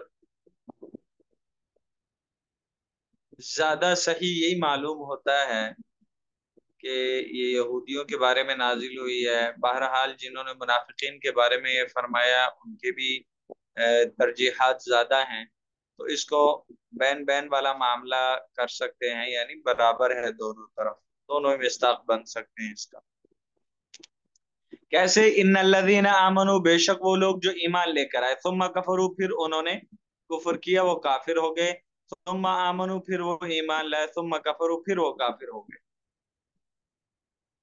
تو یہاں مراد منافقین کے اعتبار سے لیا جائے تو منافقین ظاہری ایمان لے کر آئے،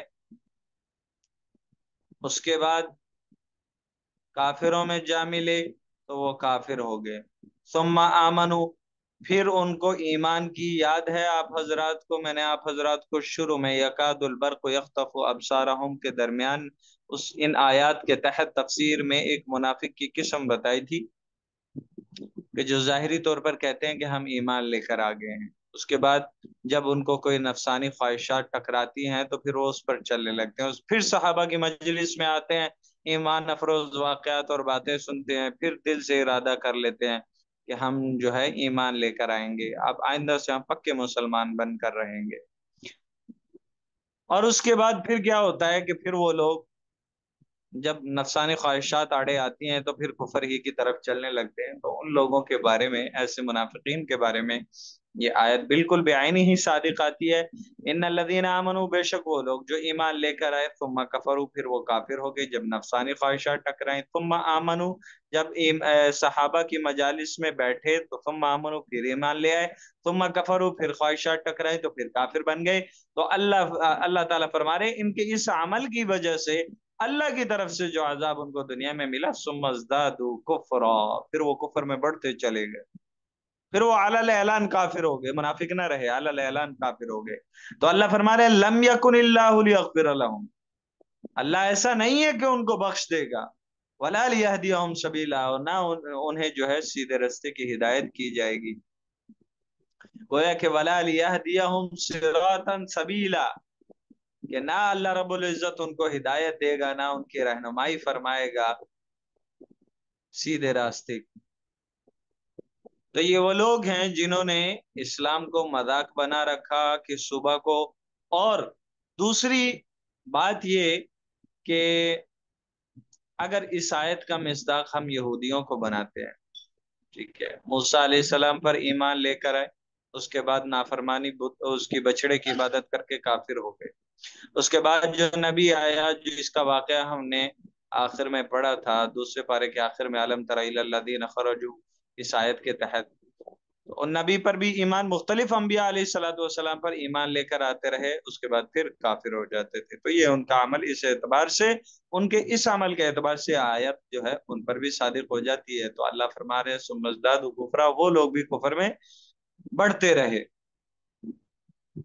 بشر المنافقین بان لهم عذابا الیما، ہاں جی، خوشخبری سنا دے منافقین کو، اس بات کی خوشخبری ان کے لیے کوئی خوشخبری اور تو ہے نہیں، تو خوشخبری کا لفظ صادق تو آتا نہیں ہے، لیکن وہ جیسے کہتے ہیں کہ جس کے لیے کوئی خوشخبری ہے ہی نہیں، اللہ نے رکھی ہی نہیں ہے، اس کو پھر دردناک عذاب کی خوشخبری دی جاتی ہے، حالانکہ وہ بری خبر ہے، لیکن ان کو اس چیز کی خوشخبری سنا دی جائے کہ اللہ رب العزت نے ان کے لیے دردناک عذاب تیار کر رکھا ہے۔ تو مجازن اس لفظ کا اطلاق کیا جاتا ہے، خوشخبری مجازن کہا جاتا ہے، حقیقتاً تو ظاہر سی بات ہے، بری خبر ہے۔ الذین یتخذون الکافرین اولیاء من دون المؤمنین، تو وہ لوگ جو جن کے بعض رشتہ دار مسلمان ہو گئے، بعض نہیں ہوئے، لیکن دلی تعلق ان سے رکھتے تھے، تو اللہ نے منع فرمایا الذین، وہ لوگ یتخذون، جو بناتے ہیں کافرین، کافروں کو، اولیاء، دوست، من دون المؤمنین، مومنوں کو چھوڑ کے، ایبتغون عندهم العزت، یہ کیا ان لوگوں کے ساتھ جو ہے دلی تعلق رکھ کر عزت کو تلاش کر رہے ہیں؟ تو سن لو یہ بات، فإن العزت للہ جميعا، ساری کی ساری عزت وہ اللہ رب العزت کے پاس ہے، اللہ ہی مالک ہے عزتوں کے اور ذلتوں کے، تو عزت ذلت اللہ کے ہاتھ میں ہے۔ کافر لوگوں سے دلی تعلق وابستہ رکھ کے تم عزتیں نہیں کما لو گے، کافروں کو دوست بنانا چھوڑ دو، مومنین تمہارے خیرخواہ ہیں، وہ تمہاری جو ہے تم سے دلی تعلق اور دلی محبت اگر تمہیں رکھنا چاہیے تو وہ مومنین سے رکھنا چاہیے، نہ کہ ان کفار سے۔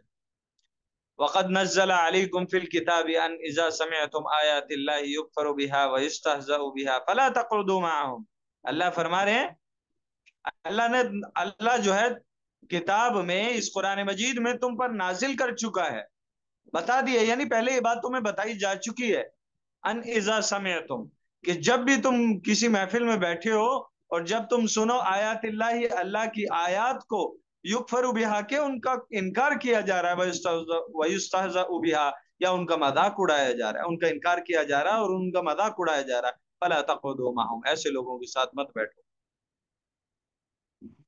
حتی یخوضوا فی حدیث غیری، یہاں تک کہ یہ لوگ اللہ کی آیات کا جو انکار اور مذاق کا جو موضوع ہے، یہ موضوع ان کا نہ بدل جائے۔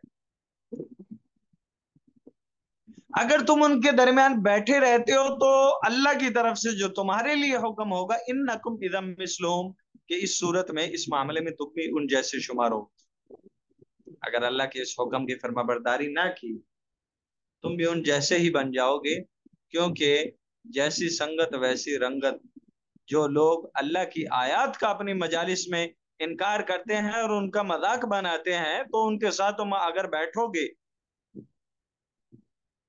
تو بعینی ہی ممکن ہے یہ بات کہ کل کو تمہارے دلوں میں بھی انکار پیدا ہونے لگ جائے اور استہزاء تمہارے دلوں میں بھی پیدا ہونے لگ جائے۔ اللہ فرمائے بیٹھے رہو گے تو انکم اذا مثلہم، تمہارے لیے بھی وہی حکم لگایا جائے گا عذاب کا جو حکم ان کے لیے۔ ان اللہ جامع المنافقین والکافرین فی جہنم جمیعا، تو یاد رکھو اللہ رب العزت کی ذات ان سب کو گھیرے ہوئے ہے، اور اللہ تعالی منافقوں کو اور کافروں کو، سارے کے ساروں کو جہنم میں جمع کرنے والے ہیں۔ الذین یتربصون بکم، جو لوگ تمہیں دیکھتے رہتے ہیں، یہ کافر لوگ، منافق لوگ، یہ لوگ تمہیں دیکھتے رہتے ہیں۔ فَإِن كَانَ لَكُمْ فَتْحٌ مِّنَ اللَّهِ، اگر تمہیں مل جاتی ہے اللہ کی طرف سے کوئی فتح، مل جاتی ہے، فتح نصیب ہوتی ہے، قَالُوا وَلَمْ نَكُن مَعَكُمْ، یہ لوگ کہتے ہیں بھئی ہم تمہارے ساتھی نہیں ہیں، ہم تمہارے ساتھ نہیں ہیں، تو ہمیں بھی تقسیم ہونا چاہیے مال غنیمت، بھائی جو کچھ آیا وہ ہمیں بھی تقسیم ہونا چاہیے۔ وَإِن كَانَ لِلْكَافِرِينَ نَصِيب، اور اگر مسلمانوں کو شکست ہو جاتی ہے، کافروں کو مال غنیمت مل جاتا ہے، تو ان منافقوں کا کام یہ ہے، پھر کافروں کے پاس جا کر کہتے ہیں، قالو، کہتے ہیں، الم نستحوذ علیکم، بھئی کیا ہم غالب نہیں آئے تھے؟ غالب آنے سے مراد کہ ہماری ہی بات کی وجہ سے جو ہم مسلمانوں کے درمیان رہ کر راز و نیاز اور جنگ کی منصوبہ بندیاں وہاں سے لا کے تمہیں بتاتے ہیں، تم ہماری وجہ سے غالب نہیں آئے۔ وَنَمْنَعْكُمْ مِنَ الْمُؤْمِنِينَ، اور ہم نے مومنوں سے تمہیں نہیں بچایا، ان کے منصوبہ بندیاں لیک کر کے، ان کے راز لیک کر کے، ان کے جنگ کے جو منصوبے ہیں، راز و نیاز کی جو باتیں ہیں، وہ تمہیں بتلا دیا، تو تم نے جو ہے اس کے مطابق اپنی تیاریاں کی ہیں، تو کیا ہم نے نہیں بچائے تمہیں مومنوں سے؟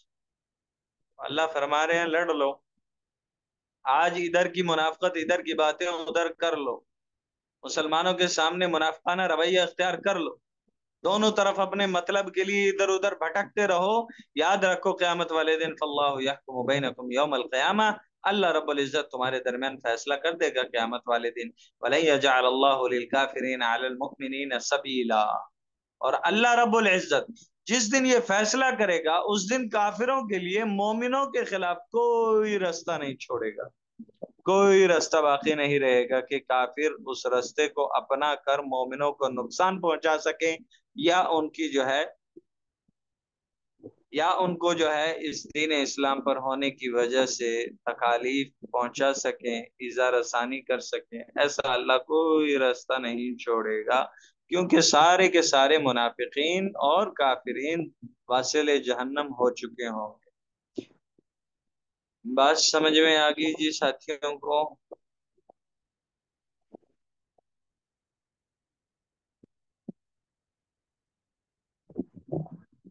जी उस्ताद जी। जी चलें जी, अल्लाह रब्बुल इज्जत समझने की और हमें अमल करने की तौफीक नसीब फरमाए। अस्सलामु अलैकुम व रहमतुल्लाहि व बरकातुहू। वालेकुम अस्सलाम व रहमतुल्लाहि व बरकातहू।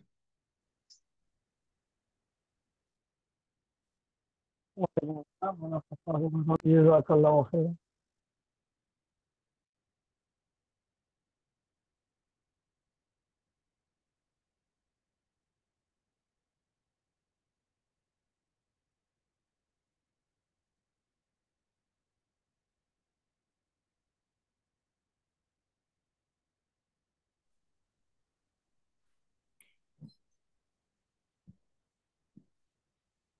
अस्सलामु अलैकुम वरहमतुल्लाहि वबरकातुहू। वालेकुम अस्सलाम व वालेकुम अस्सलाम व रहमतुल्लाहि व बरकातहू।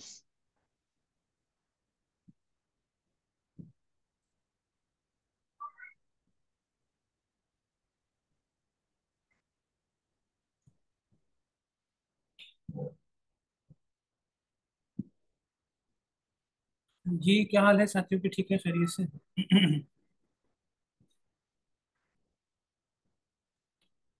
जी अच्छा जी। अल्हम्दुलिल्लाह भाई, आप खैरियत से? हाँ जी अल्हम्दुलिल्लाह। अकीदा नंबर 95 से आज हमने पढ़ना। अकीदा नंबर 95 क्या है? आशरा मुबशरा के बारे में। आशरा 10, आशरातुन 10, बशरा युबशिरु तबशीरन का माना होता है बशारत देना, खुशखबरी देना। आशरा मुबशरा, बशारत दिए हुए। तो 10 वो लोग जो बशारत दिए हुए हैं, यानी किस चीज की बशारत दिए हुए हैं? जन्नत की बशारत दी जा चुकी है जिनको। तो इसके बारे में अहले सुन्नत वल जमात का अकीदा क्या है? वअन्नल आशरता अल्लदीना सम्माहुम रसूलुल्लाह सल्लल्लाहु अलैहि वसल्लम, और बेशक वो 10 जिनका अल्लाह के नबी अलैहिस्सलातु वस्सलाम ने, रसूलुल्लाह सल्लल्लाहु अलैहि वसल्लम ने नाम लिया। वबशरहुम बिल जन्नति, और उनको अल्लाह के नबी ने जन्नत की बशारत दी। अच्छा, ये 10 हैं, तो क्या हुआ इनके बारे में? नशहदु लहुम बिल जन्ना, अल्लाह के नबी ने चूंकि उनके लिए जन्नत की बशारत दी तो हम उनके लिए जन्नत की गवाही देते हैं, अहले सुन्नत वल जमात। किस बिना पर? इस बिना पर कि रसूलुल्लाह सल्लल्लाहु अलैहि वसल्लम ने उनके लिए जन्नत की गवाही दी, लिहाजा हम भी जन्नत की उनके लिए गवाही देते हैं। खुलफाए राशिदीन 4, अबू बकर, उमर, उस्मान, अली रज़ी अल्लाह अन्हुम, और उनके अलावा 6 सहाबा इकराम रिजवानुल्लाह अलैहिम अजमाइन हैं, जिनको अल्लाह के नबी अलैहिस्सलाम, जो अशर मुबशरा के नाम से मशहूर है, इनको अल्लाह के नबी अलैहिस्सलाम ने नाम लेकर जन्नत की बशारत दी।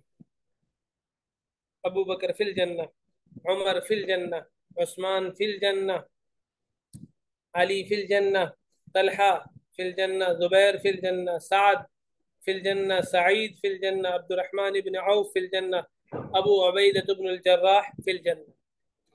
ये 10 के बारे में। लेकिन ये 10 नाम मशहूर हैं। इनके अलावा और भी सहाबा हैं, बल्कि बाज़ जमातें ऐसी थी जिनको अल्लाह के नबी अलैहि सल्लम ने जन्नत की बशारत दी, जैसे बदर वाले, इसी तरह बैत रिजवान वाले, इसी तरह हज़रत फातिमा, हज़रत हसन, हज़रत हुसैन, सैयदा शबाबी अहलिल जन्ना। क्या है हज़रत हसन हुसैन के बारे में?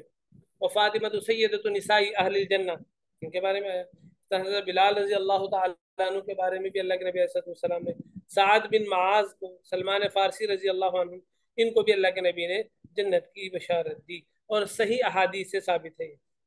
لیکن یہ جو 10 ہے نا، 10، ان کی بشارت اللہ کے نبی علیہ السلام نے ایک ساتھ دی اور ایک ہی حدیث مبارکہ میں دی،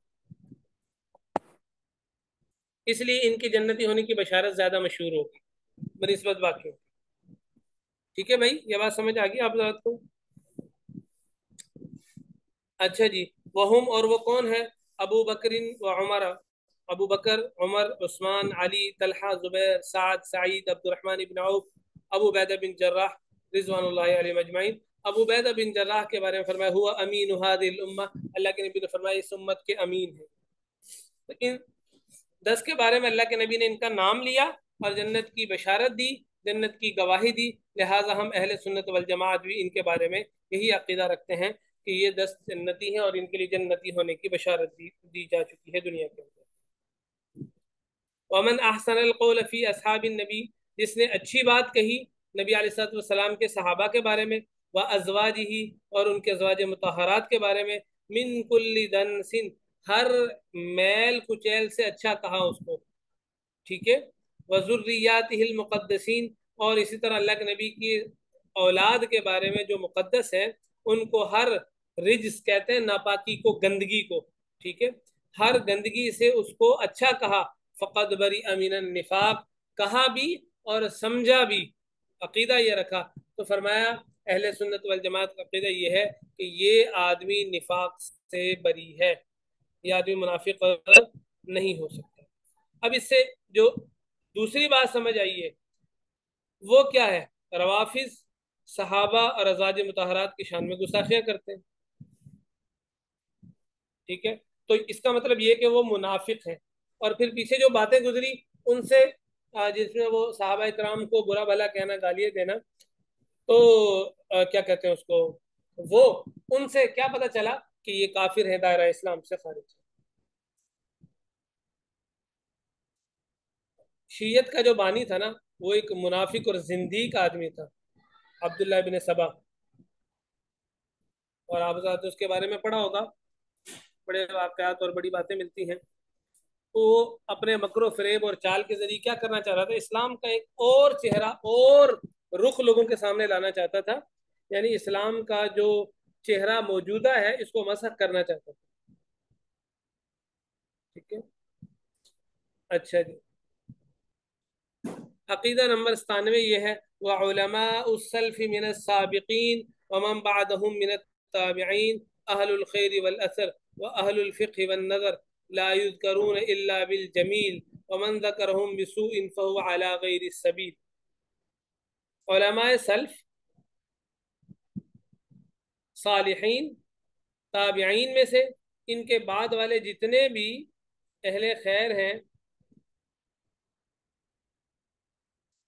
یا فقہ والے ہیں یا نظر والے ہیں، فرمایا ان کا ہم تذکرہ نہیں کرتے مگر جمیل ہی کرتے ہیں، اچھا اور بہترین ہی تذکرہ کرتے ہیں، برائی کے ساتھ اور بدی کے ساتھ ان کا تذکرہ نہیں کرتے، بلکہ اچھائی کے ساتھ اور حسن کے ساتھ اور یعنی خوبصورتی کے ساتھ ان کا تذکرہ کرتے ہیں، خیر کے ساتھ ان کا تذکرہ کرتے ہیں، ان کے لیے ہم کوئی بری صفت کو ثابت نہیں کر سکتے۔ لیکن ومن ذکرہم بسوء، اگر کوئی اس کے الٹ کرے، برعکس کرے، یعنی جو ان کا تذکرہ کرے کسی برائی کے ساتھ، تو فرمایا فہو علی غیر سبیل، تو وہ رستے کے علاوہ پر، یعنی جو درستگی کا رستہ ہے، جو ہدایت کا رستہ ہے، صراط المستقیم ہے، اس سے وہ ہٹا ہوا ہے۔ قیامت کے علامات میں سے ہم نے حدیث مبارکہ میں پڑھا، ایک بات یہ بھی تھی، کیا بات؟ فرمایا قیامت کے علامات میں سے یہ بات ہے،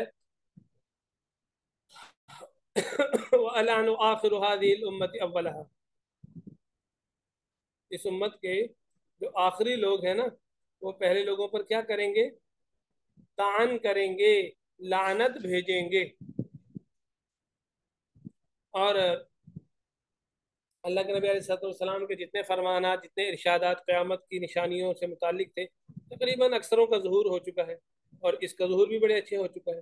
تو ائمہ سلف کے ساتھ نیک گمان رکھنا، دل سے احترام کرنا، اور یہ بات سمجھنا کہ ان میں سے ہر ایک نے قرآن سنت صحابہ کے طرز عمل کا جو طرز عمل تھا، جو طریقہ کار تھا، جو زندگی گزاری صحابہ نے، جو نمونہ ہے صحابہ، اس میں غور و فکر کے بعد جو بھی انہوں نے راجے سمجھا، جو بہتر سمجھا، وہ امت کے ساتھ سامنے پیش کر دیا نیک نیت کے ساتھ، ان میں سے کسی کو بھی باطل پر نہیں سمجھتے۔ اب دیکھیں اس میں ایک بات اور جس کی طرف اشارہ ہو رہا ہے وہ یہ ہے، ائمہ اربع ہیں، امام اعظم ابو حنیفہ، امام شافعی، امام احمد بن حنبل اور امام مالک رحمۃ اللہ علیہ۔ عمر کے اعتبار سے اور زمانے کے اعتبار سے جو بڑے ہیں نا سب سے زیادہ، وہ امام اعظم اور امام مالک رحمۃ اللہ علیہ، اور عمر میں بھی اور زمانے کے اعتبار سے جو بعد میں ہیں، جو چھوٹے ہیں، وہ امام شافعی اور امام احمد بن حنبل رحمۃ اللہ علیہ۔ بعض کتب کے اندر بعض شارحین نے تو یوں لکھا ہوتا ہے کہ دو بڑے اماموں کے نزدیک مسئلہ یوں ہے اور دو بڑے چھوٹے اماموں کے نزدیک مسئلہ یوں ہے، ٹھیک ہے۔ اچھا جی، اور خود ان حضرات کے اقوال ایک دوسرے کے بارے میں جو ملتے ہیں، ان میں سے کوئی بھی قول ایسا نہیں ملتا جو ایک دوسرے پر لعن طعن کے بارے میں ہو، یا ایک دوسرے سے اختلاف کے باوجود ایک دوسرے کو برا بھلا کہنے کے بارے میں، ایسا نہیں ملتا، ٹھیک ہے جی۔ تو اس لیے اب اگر کسی چیز میں اختلاف ہے تو وہ اختلاف فروعی مسائل کے اندر ہے، اور وہ اختلاف ہم یہ کہیں کہ ایک حق پر ہے ایک باطل پر، ایسا نہیں کہہ سکتے۔ ہاں یہ بات ضرور کہی جا سکتی ہے کہ اللہ اور اس کے نبی کی جو مراد تھی ان میں سے ایک اس میں درستگی کو پہنچ گیا، ایک سے چوک ہو گئی اس کو سمجھنے میں۔ لازمی سی بات ہے، اگر ایک کہہ رہا ہے ایک حلال ہے ایک حرام ہے، تو ہم یہ نہیں کہیں گے کہ ایک باطل ہے ایک حق ہے، نہیں نہیں، ہم یہ کہیں گے کہ ایک درستگی کو پہنچ گیا اور ایک سے چوک ہو گئی اس درستگی کو پہنچنے میں اور اس کو سمجھنے میں۔ کیوں؟ کیونکہ انہوں نے اللہ کے نبی علیہ السلام کی زندگی مبارک، صحابہ کا جو طرز عمل تھا، اور قرآن، حدیث، اجماع، قیاس، اس کا بخوبی بغور سے مطالعہ کیا ہے، اور جو کچھ غور و فکر کرنے کے بعد، اچھی طرح سوچ و بچار کرنے کے بعد جو انہوں نے بہتر سمجھا، راجے سمجھا، اچھا سمجھا، اس کو نیک نیتی کے ساتھ اختیار کر لیا اور امت کے سامنے پیش کر دیا۔ لہذا چاہے وہ درست ہو یا نہ ہو، وہ باطل نہیں ہو سکتا۔ آ رہی بات سمجھ میں؟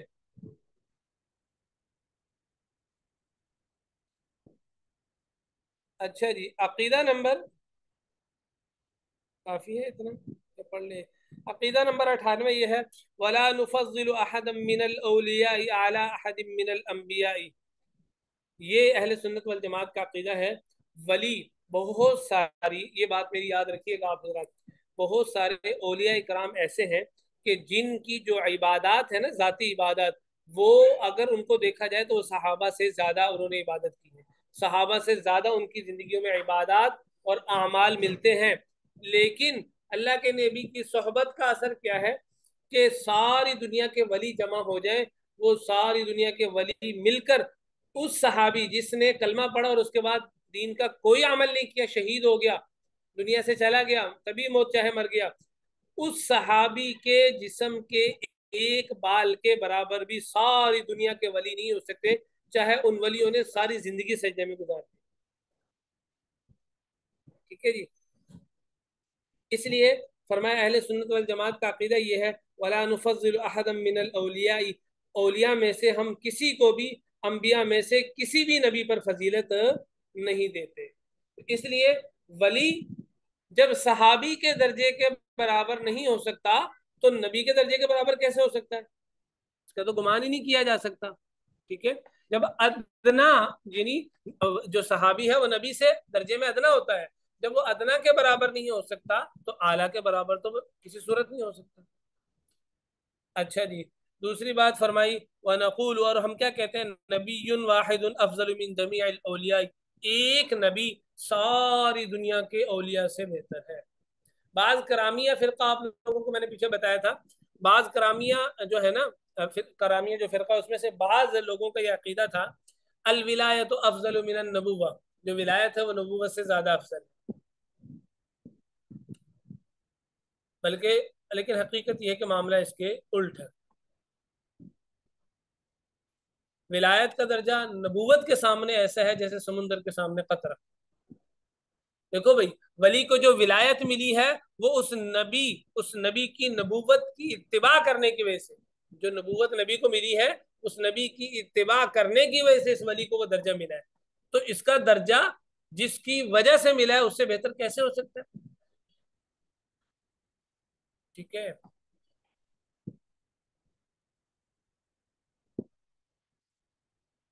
اچھا جی، چلیں عقیدہ نمبر 99 اور انشاءاللہ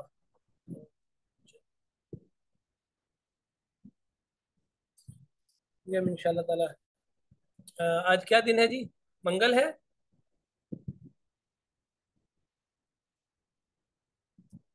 بدھ؟ جی استاد جی. جمعرات؟ انشاءاللہ تعالی ہم اس کو جمعے والے دن ختم کرتے ہیں. ٹھیک ہے جی. جی استاد جی.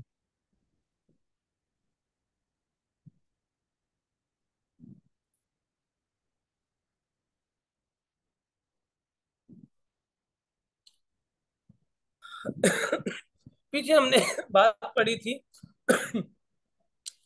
کہ افعال عوامل کے بارے میں.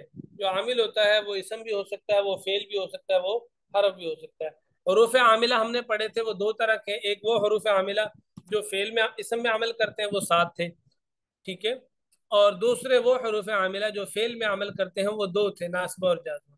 اب یہاں سے افعال عاملہ کی بات چل رہی ہے، یعنی وہ فعل جو اپنے سے بعد والے کلمے میں عمل کرتے ہیں. ٹھیک ہے. دیکھیں کہہ رہے ہیں کہ جاننا چاہیے کہ کوئی فعل ایسا نہیں ہے جو عمل نہ کرتا ہو، یعنی ہر فعل جو بھی فعل ہے وہ عمل لازمی کرتا ہے. تو عمل کے اعتبار سے فعل 2 طرح کا ہوتا ہے، ایک معروف ہوتا ہے، ایک مجہول ہوتا ہے. معروف کی پھر آگے 2 قسمیں بن جاتی ہیں، مجہول کی کوئی قسم نہیں بنتی. معروف کی کون سی 2 قسمیں بن جاتی ہیں جی؟ لازم اور متعدی. لازم وہ ہوتا ہے جو بندہ خود کام کرے، اس کا کام دوسرے بندے تک تجاوز نہ کرے. متعدی وہ ہوتا ہے کہ ایک بندے کا کام دوسرے بندے تک پہنچ جائے، تجاوز کر جائے. مثال کے طور پر خراجہ نکلا. اب جب بندہ خود نکلا ہے تو اس میں کسی اور بندے کا عمل یا فعل یا کسی اور بندے پر اس کے نکلنے کا جو اثر ہے وہ کسی اور بندے پر تو نہیں پڑا نا، خود نکل گیا بس. یہاں ہم یہ تو نہیں کہیں گے زید نکلا عمر کو، نہیں، غلط ترجمہ ہے. ہاں جب نکالا ہو، نکالا یہ متعدی ہے، نکلا لازم ہے، نکالا متعدی ہے. اب وہاں کہیں گے نکالا زید نے عمر کو. اب یہاں فاعل کا جو فعل ہے، جو کام ہے نا، وہ دوسرے یعنی مفعول تک پہنچ چکا ہے، اس کو متعدی کہتے ہیں. جو لازم ہوتا ہے وہاں مفعول نہیں آ سکتا. ٹھیک ہے. مثال کے طور پہ قمت، میں کھڑا ہوا. اب میں کھڑا ہوا، اس میں کسی دوسرے شخص کی ضرورت نہیں ہے. ٹھیک ہے. اقمت، میں نے کھڑا کیا. اب یہاں کس کو کھڑا کیا اب ضرورت پڑے گی، جی میں نے زید کو کھڑا کیا، میں نے عمر کو کھڑا کیا، میں نے فلاں. ٹھیک ہو گیا. ضربا، میں نے ضربا مارا. اب یہاں یہ متعدی ہے کہ مارنے والا کو مارا زید نے، کس کو بھائی مارا؟ عمر کو، یہ متعدی ہے. نصرہ، مدد کی. زید نے مدد کی، کس کی بھائی؟ عمر کی. یہاں فاعل کا جو فعل ہے وہ آگے چلا گیا، لیکن جو لازم ہوتا ہے وہاں آگے نہیں جاتا. کھڑا ہوا، کھایا، پی. ٹھیک ہے. نکلا، داخل ہوا. تو یہ لازم اور یہ متعدی ہے، یہ آپ اس طرح ذہن میں رکھ لیں. پھر فعل معروف کی 2 قسمیں، لازم اور متعدی. پہلے فعل معروف اور فعل مجہول سمجھ لیجئے، پھر آگے لازم اور متعدی سمجھ لیں گے. فعل معروف کیا ہوتا ہے جی؟ فعل معروف چاہے لازم ہو یا متعدی، یہ فاعل کو پیش دے گا، رفع دے گا. جو کام کرنے والا ہوتا ہے نا، وہ اسم ہوگا، وہ فعل کے بعد آئے گا تو اس کو رفع دے دے گا. جیسے قام زید، زید کھڑا ہوا. اب یہاں قام فعل ہے، زید کیا ہے بھائی؟ فاعل ہے، کام کرنے والا زید ہے، تو قام نے زید کو پیش دے دیا، رفع دے دیا. ضرب عمرو، عمر نے مارا. ضرب فعل ہے، عمرو فاعل ہے، کام کرنے والا عمر ہے، تو عمر کو ضربہ نے کیا دے دیا؟ رفع دے دیا. تو فعل معروف صرف فاعل کو رفع دیتا ہے، چاہے لازم ہو یا متعدی ہو. ٹھیک ہے، فاعل کو رفع دے گا. اچھا، اب لازم اور متعدی کا پھر آگے علیحدہ آ جائے گی تفصیل، چلے وہ انشاءاللہ تعالی ہم کل پڑھ لیں گے، لیکن یہ میں پوری بات کر لیتا ہوں.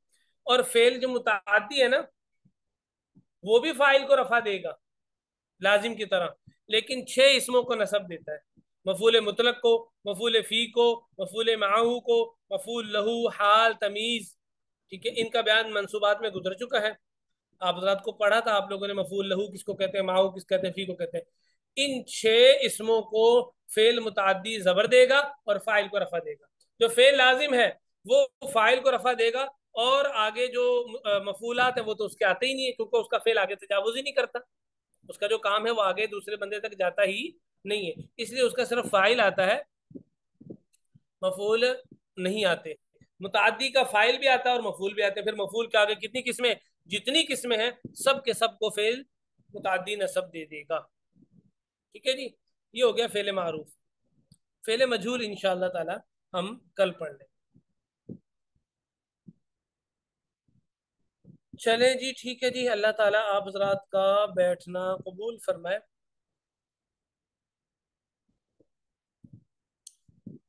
جزاکم اللہ، دعاؤں کی درخواست ہے۔ السلام علیکم ورحمۃ اللہ۔